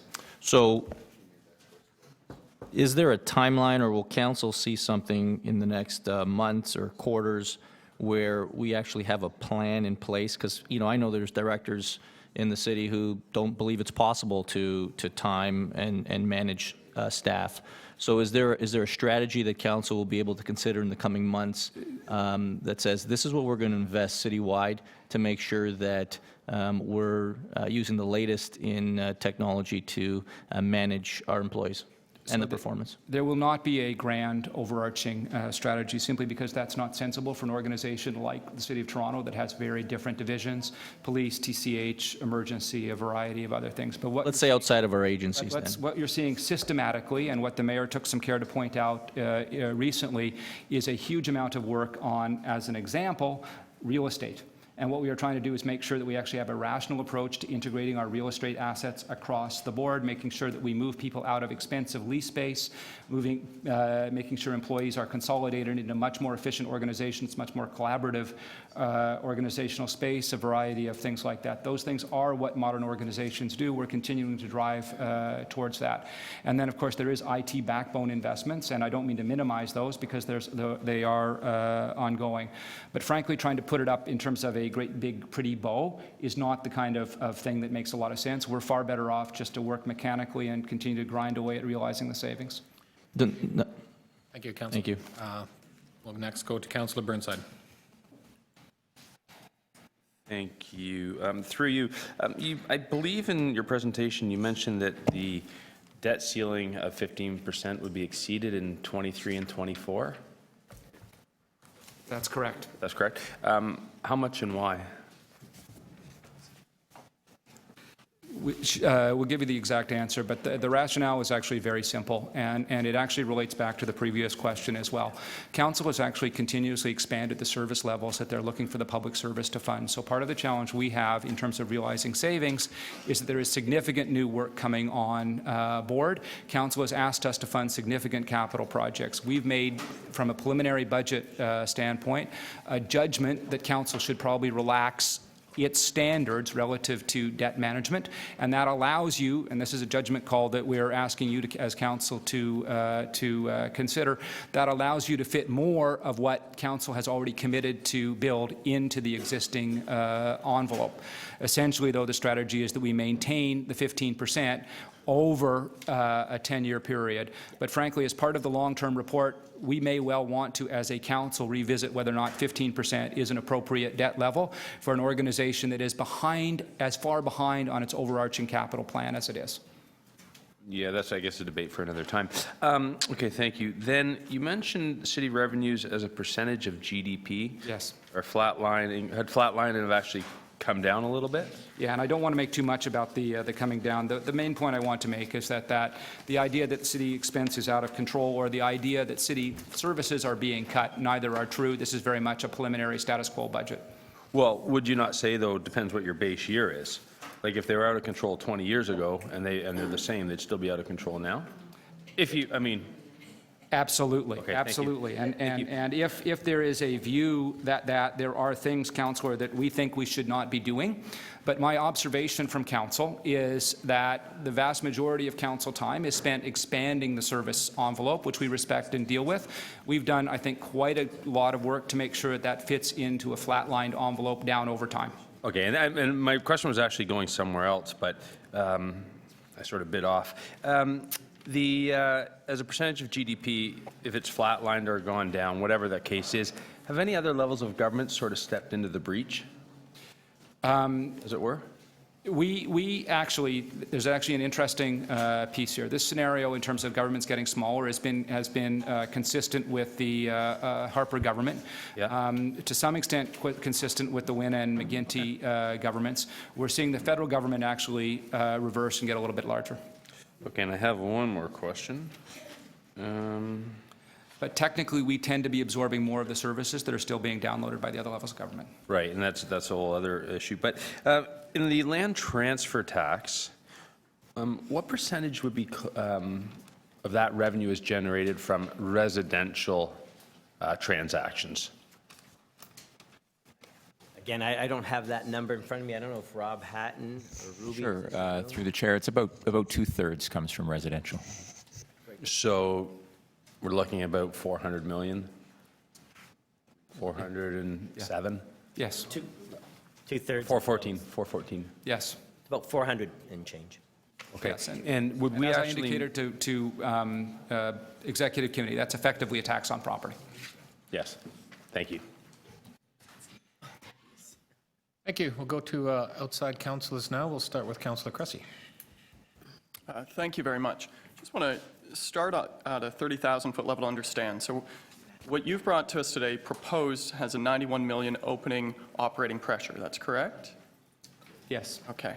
That does not include, just to be clear, the 15 million identified on page 136 in new and enhanced, council-directed and endorsed new and enhanced projects. That's the 75 new childcare spaces, the newcomer office, nutrition expansion, Sunday hours at libraries. That's not included in the 91 million base pressure, right? That's correct. So if we were to combine the base pressure you've brought forward, coupled with the council and directed new and enhanced, that's 115 million? Yes. Yes, it is. Okay. On TCHC, I want to zero in on that. On page, in the presentation to our city manager you took us through, on page 20 and 23, it alludes to, on page 20, difference between TCHC budget related to one-time use of surplus carry forward. I understand that's a $36 million difference. Is that? No, the last number we were, in our discussions with the TCHC, it's been varying between $21 and $23 million. 21 and 23 million. That's the last numbers that we were looking Now, at. is that included, is that part of the $91 million pressure? Is that 21 to 23 million? No, so this budget only defers 72 million of the remaining pressure, so it would be funded in this budget.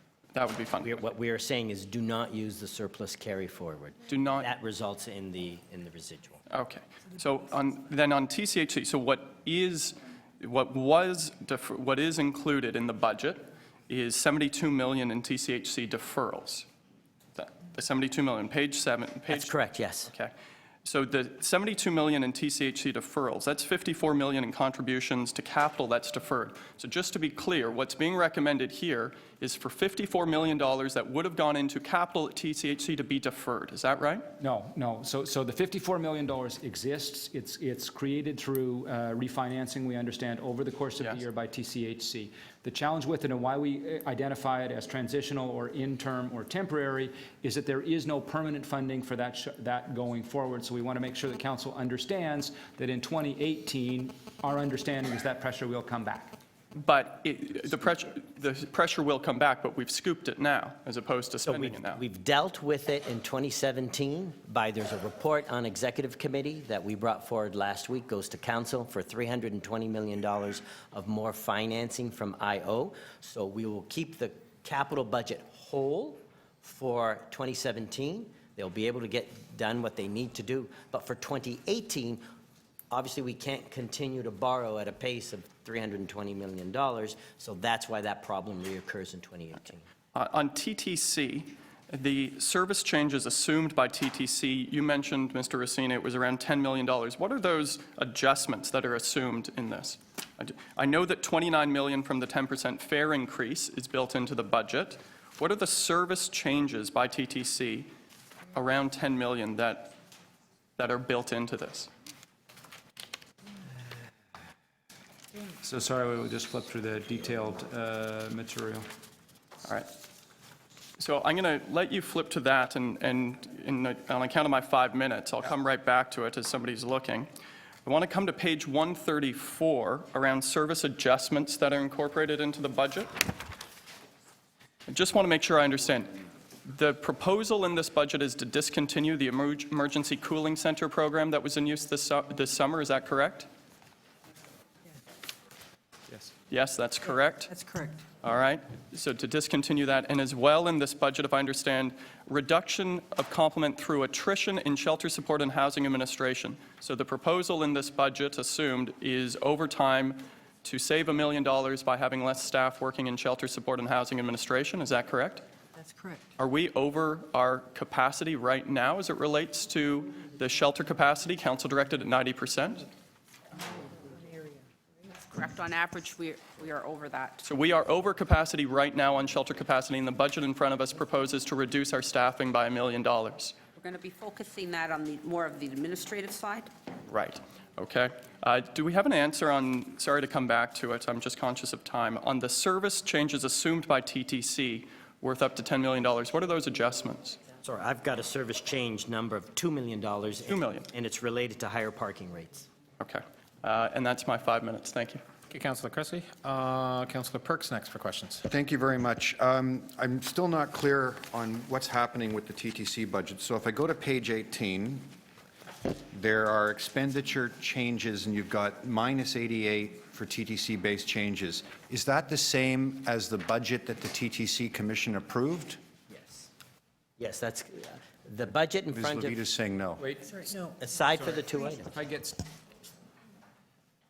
Through the chair, so the main difference is the TTC board approved budget did asked Budget Committee to consider the depreciation change, as well as the hybrid batteries, as well as new and enhanced that we have as shown but not included in the preliminary numbers. Okay, thank you. Going to page 37 of the presentation. Am I correct here that the budget we have in front of us does not include funding for any new initiatives in the poverty reduction strategy? I'm going to let Chris Billinger answer that question, please. The preliminary budget includes approximately $1 million in annualization of poverty reduction I initiatives. asked about new initiatives. There's $3 million in new that is before Budget Committee for discussion. But not included in the preliminary proposed budget. Correct. Thank you. On page, similarly, on that same slide, I'm trying to understand how this budget relates to the budget approved by the Toronto Board of Health. Have you approved, does this contain less than what the Board of Health approved? So through you, Mr. Chair, the base budget is exactly as reflected by the board.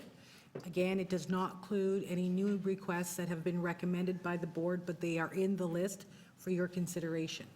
So I just so that I understand this, for your consideration, you haven't included it in the Not proposed budget. included, but up to you to find funds if you so wish. Thank you very much. Just some precision there would be helpful. So now to page 126, which are these tables that you provided separately from the slides. This is my favorite document every year, Josie. You know it? I'm happy you're happy. I noticed that there is a $5 million reduction in social development, finance, and administration. What is that, year over year? That's related to the high-rise program, so it's net zero. It's on the gross budget. It's reserve funded. Okay, so we're no longer doing anything out of that reserve, okay? 311, there's a $1.3 million reduction. What does that relate to? get the details on that. Okay. Sorry. Toronto Public Health, there's a reduction of 1.5. That's immunization. Okay. All right. Going to page 127, there is a reduction of 1.75 million in the heritage property tax rebates, so that's us giving less rebate? That's just adjustments to actuals. Adjustment to actual? Based on actual. Okay. Page 134.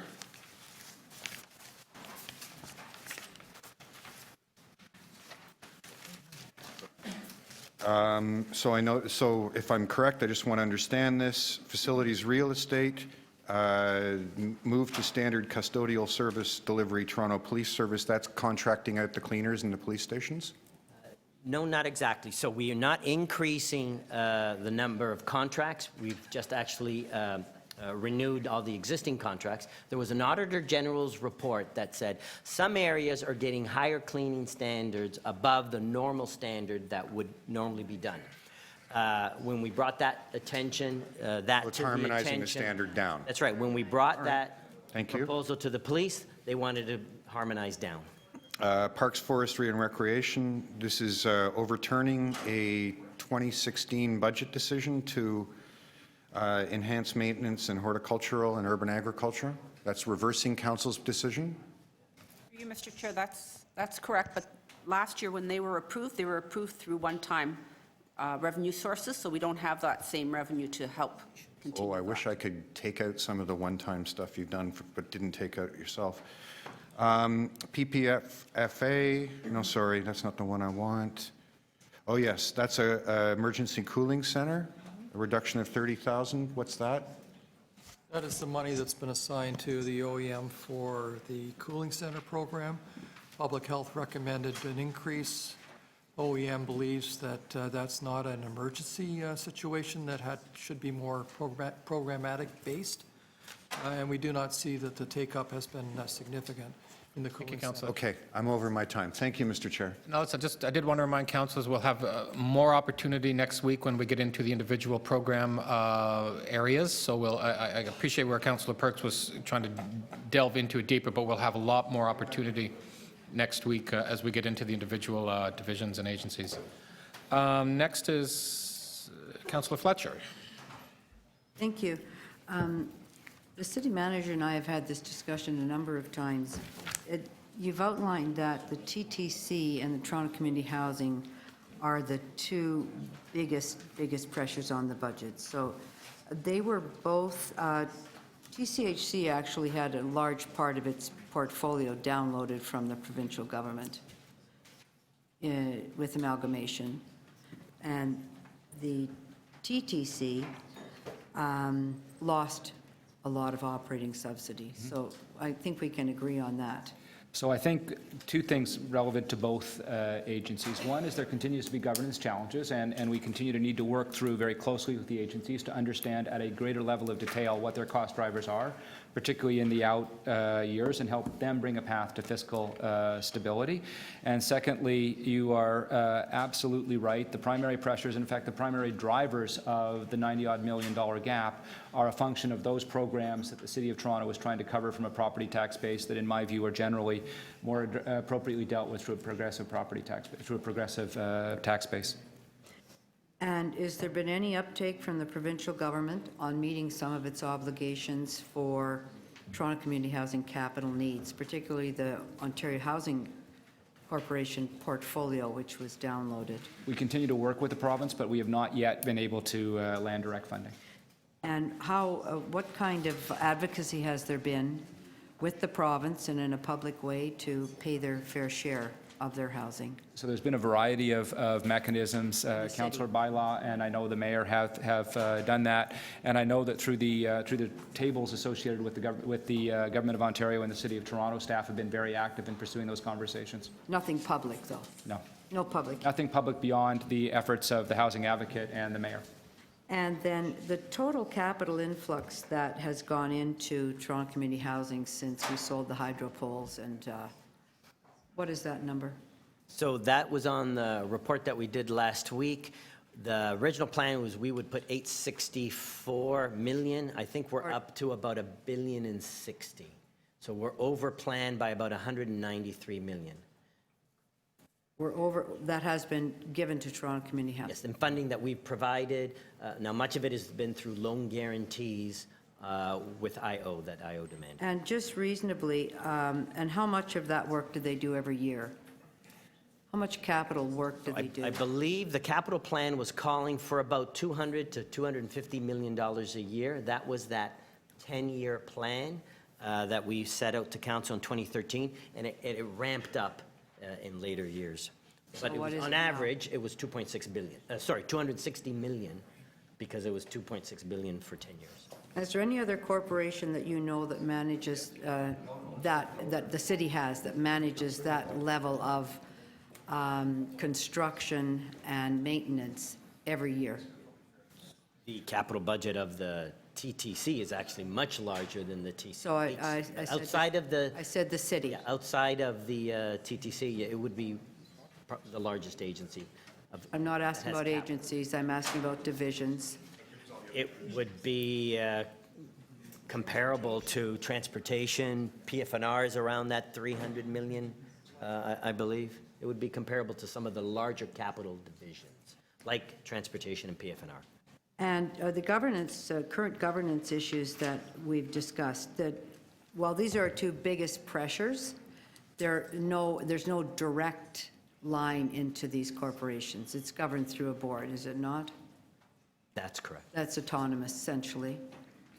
And there's no direct relationship with you, Mr. Rossini, or city manager's office. So we have many and productive lines of communications with both agencies, but there has been over time differential behavior between those organizations that are governed by boards and those organizations that report directly to the city.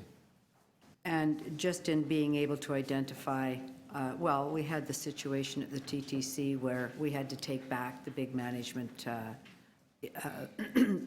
this last year, I guess, or over the last 18 months of the subway. We obviously want to continue to be careful here, but this is an area of continued focus in terms of our overarching relationship with agencies. And I observe on the good news side that we've made significant progress in terms of our relationship and insight into the work of the Toronto Police Services. And so for the, I guess I'll just leave it at that, but in looking at your relationship building and those types of large expenditures, how deep are you able to dive at the moment into some of that?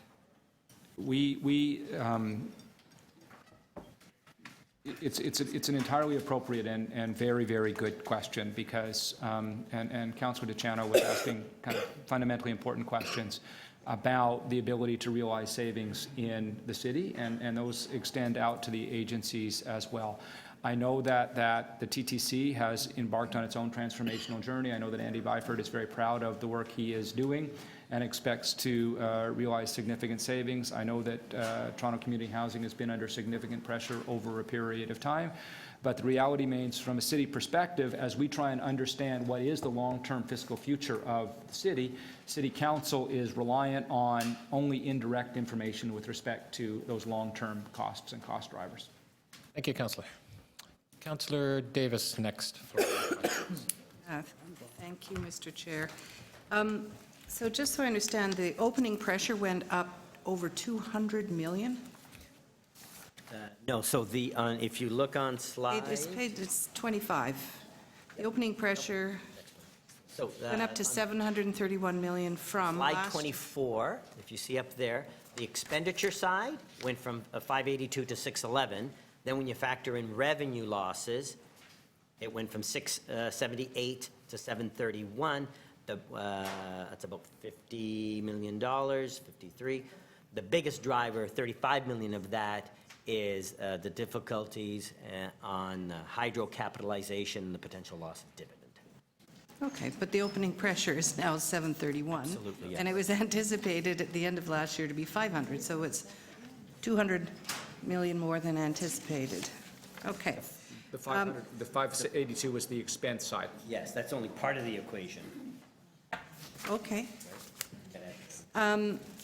Bridging strategies on page 28.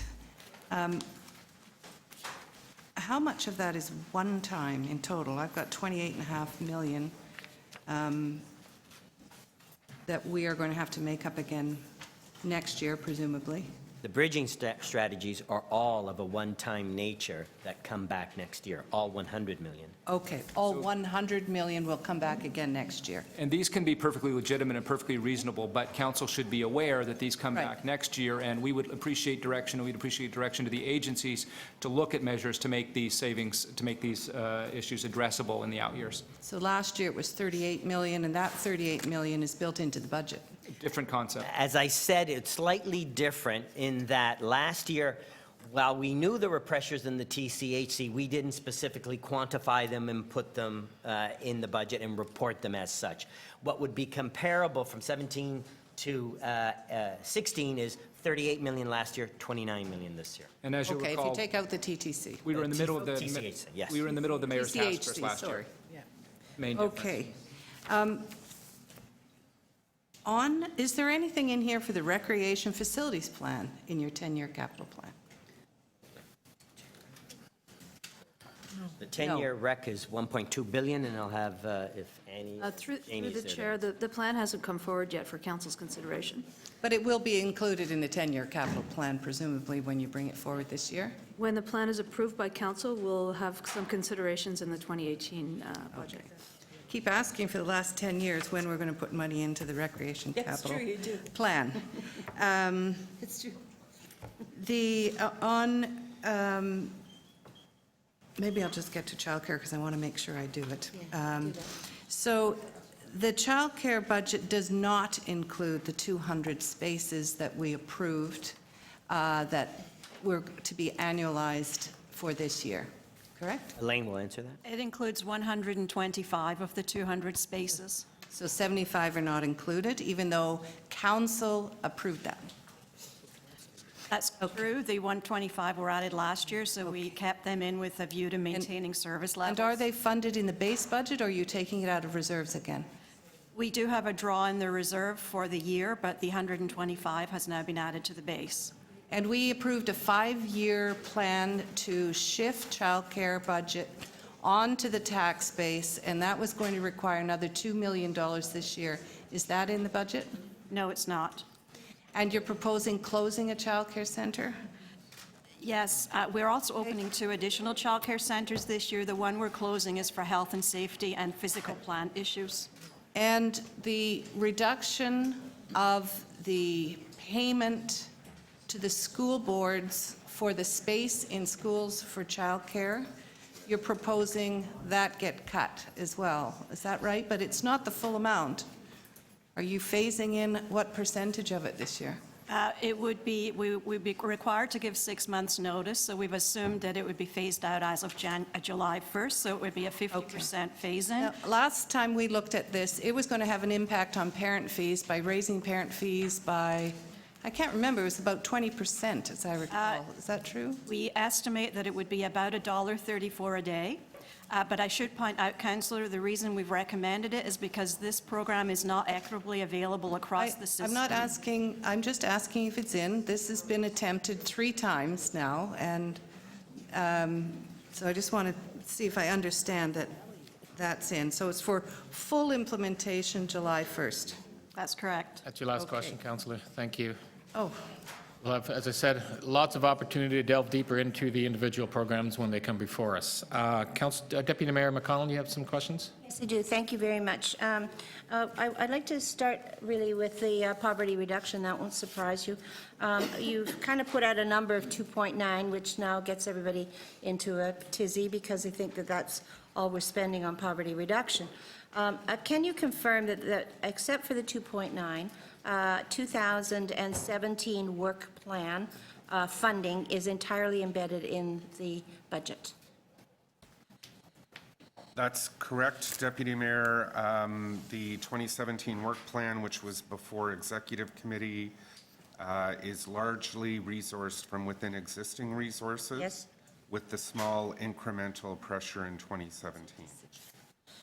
And so that would include like a lot of different things, including the finishing of the, in terms of operating and capital, the finishing of Church Street's reno by the end.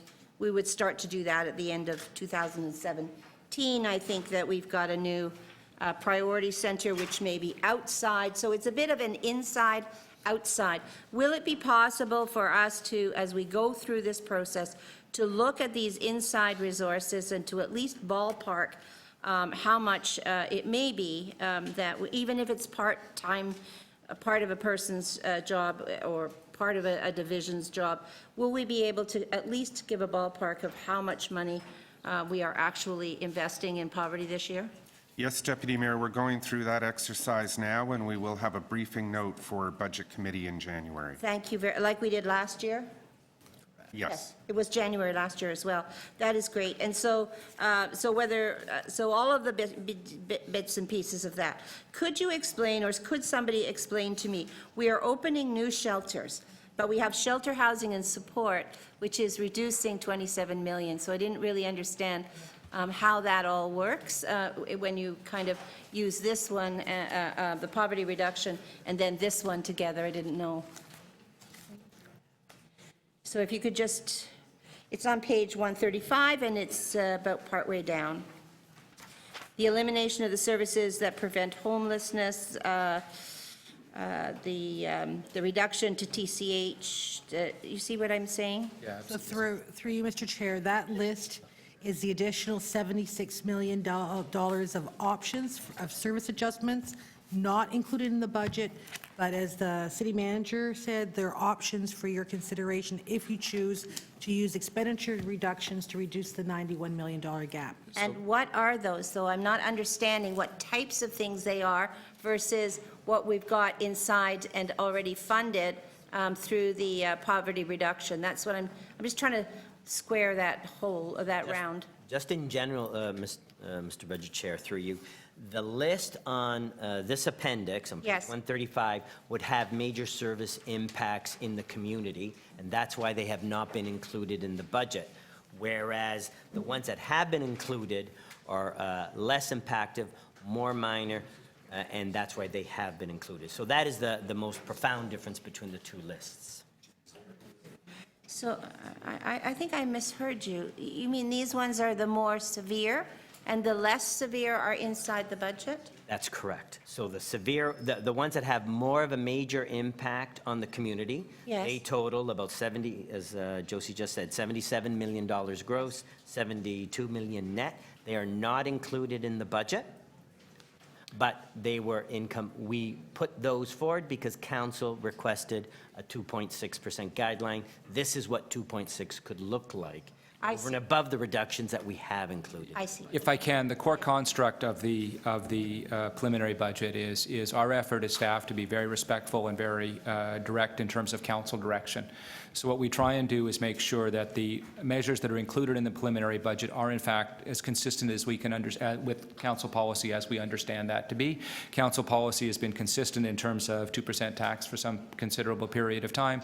We believe that there are a series of expenditure measurement elements that while they do have service impacts, those are consistent with the overarching direction of council. We've put those forward and we're comfortable with that. That's what actually takes city expense down into the negative territory, and I think a very important aspect. Then there are other measures that we put forward that would in fact be inconsistent with existing council mandated service levels.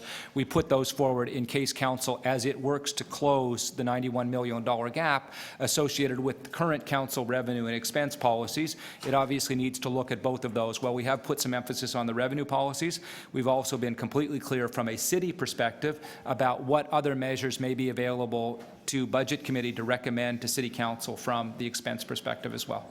Okay. And can I ask the one final question, because it is difficult in terms of the poverty reduction strategy. Would we have an opportunity at budget to have a conversation about the entire strategy and the funding of it, rather than, I mean, I'm happy to come to each one because I will be there anyway, but I think at the end of the day, can we have a consolidated discussion at one of the budget committees? So Happy to confirm that, yes. Thank you, once we've got this briefing. Thank you, Deputy Mayor. Councillor Doucette, you have questions? Thank you very much. Sorry, I missed the very beginning. I was watching in my office. I missed how many staff positions will be lost if this budget moves forward as it is right now. So the reduction proposed is 5. 5? I like it. Only 5. Good. 425, almost 426. 425 and a half. Slide 36. Okay. And under the, on page 100, the new enhanced highlights, how many positions are we adding? No, go back to that slide. There's about 119, I believe, to do the new and enhanced that are included in the budget. And again, those new and enhanced were all those that were self-financing or made money. Okay. A little bit follow on poverty reduction. Last year, the library was asked to add some poverty reduction to its budget, and they were provided with some funding to implement the poverty reduction, which was great, wonderful. Is there any poverty reduction money going to that department or other departments who've taken on poverty reduction this year, or are those departments expected to incorporate that expense now into their budget? So the funding that was provided in 216 stays, there were additional proposals, and they are included on that list on page 136. The new and enhanced that aren't being funded.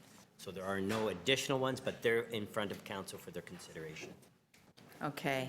I also notice in there on the not included is Sunday hours, and yet the mayor was out promoting them recently. So if we don't add them in, we won't have Sunday hours in the branches. Is that correct? And the 49.1 bodies, which would be lost under the library budget, is part of your 525 losses, or is that an additional? Let's round it up to make 50. Through you, Mr. Chair, that would be additional if you were to consider those extra reductions that are for your consideration. They are not included in the budget. Right, okay. Again, that would represent a policy change, something that council should decide, not staff. Fire services, the not included in the budget is 7 trucks and crews, that's correct? That's correct. Same base. And I guess at the next, when we talk about fire, I can find out what service reductions that will actually mean to people's lives. I'll do that at the next one, don't worry. And again, they're not included. So we need to, if we want to keep our people safe, we need to add more vehicles back. Okay. No. The vehicles are not out of this budget. Let's be absolutely clear. Oh, okay. Anything on page 136 is not in the budget. Okay. Council can do something to choose to take them out of the budget, but the budget as presented has those resources in the budget. All right. We as staff, as Peter's been quite clear, are not including them, not recommending them, because they are council choices, because they represent a significant change of code. There is a gap between council-mandated revenue policy and council-mandated service policy. We're showing you how to close that gap on both the revenue side and the expense side, understanding that there will be a mix associated with that. Okay. But just to be really clear, not included means we have not included the reduction. Oh, okay. Part of the budget. Oh, I was looking, I'm sorry, I was being negative and you guys are being positive. Yes. I like that. Okay. Oh, well, Wow. I've got to give them a bit of credit. More positive. Okay. So, yes, it's Similarly, absolutely on clear. the new and enhanced list, those additions are not included in the preliminary budget. Isn't this the negative? Anyway, okay.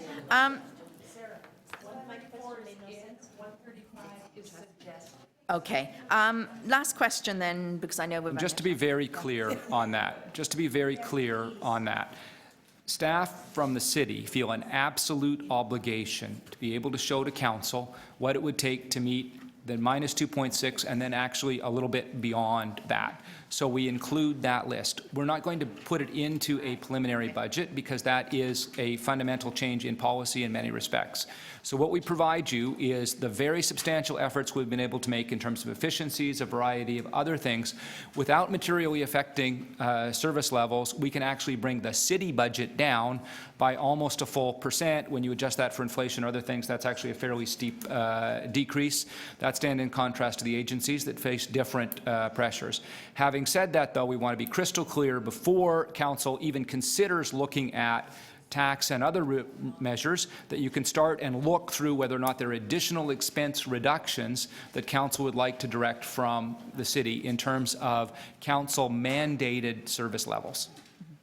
I guess my very last question, very quickly. Very quick. In here somewhere, I've lost the page, you say that a 1% property tax increase brings in $25 million. It was 27, and there was a change in provincial policy, so now it's down a bit. That's what I was going to say, because as long as I've been here, it's always been around the 24 million. We've got so many people coming in, why hasn't it gone That's why we read the fall economic statement with such intense interest. Thank you. Thank you, Councillor. Are there any more questions of the presentation? Great seeing. I just want to remind everybody, so we are,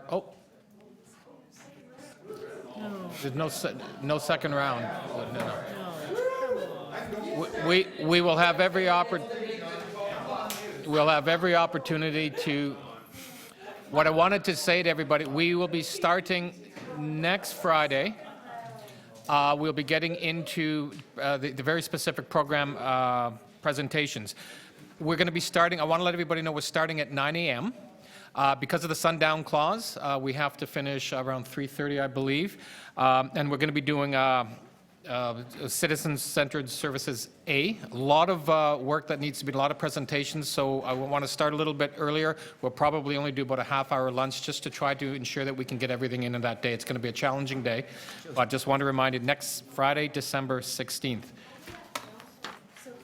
I understand that it's going to be a challenging week, of course, but that is what we had to fit in. Anyway, I want to thank everybody, of course, staff, Peter, Rob, Josie, for all the work you did, and we'll see everybody next. Oh, we need a motion to receive the presentation. Councillor DiCiano will do that. All in favor? Opposed? That's carried. Thank you. Thanks, Rob. Yes, I know. Thanks, Peter. Thank you, Councillor.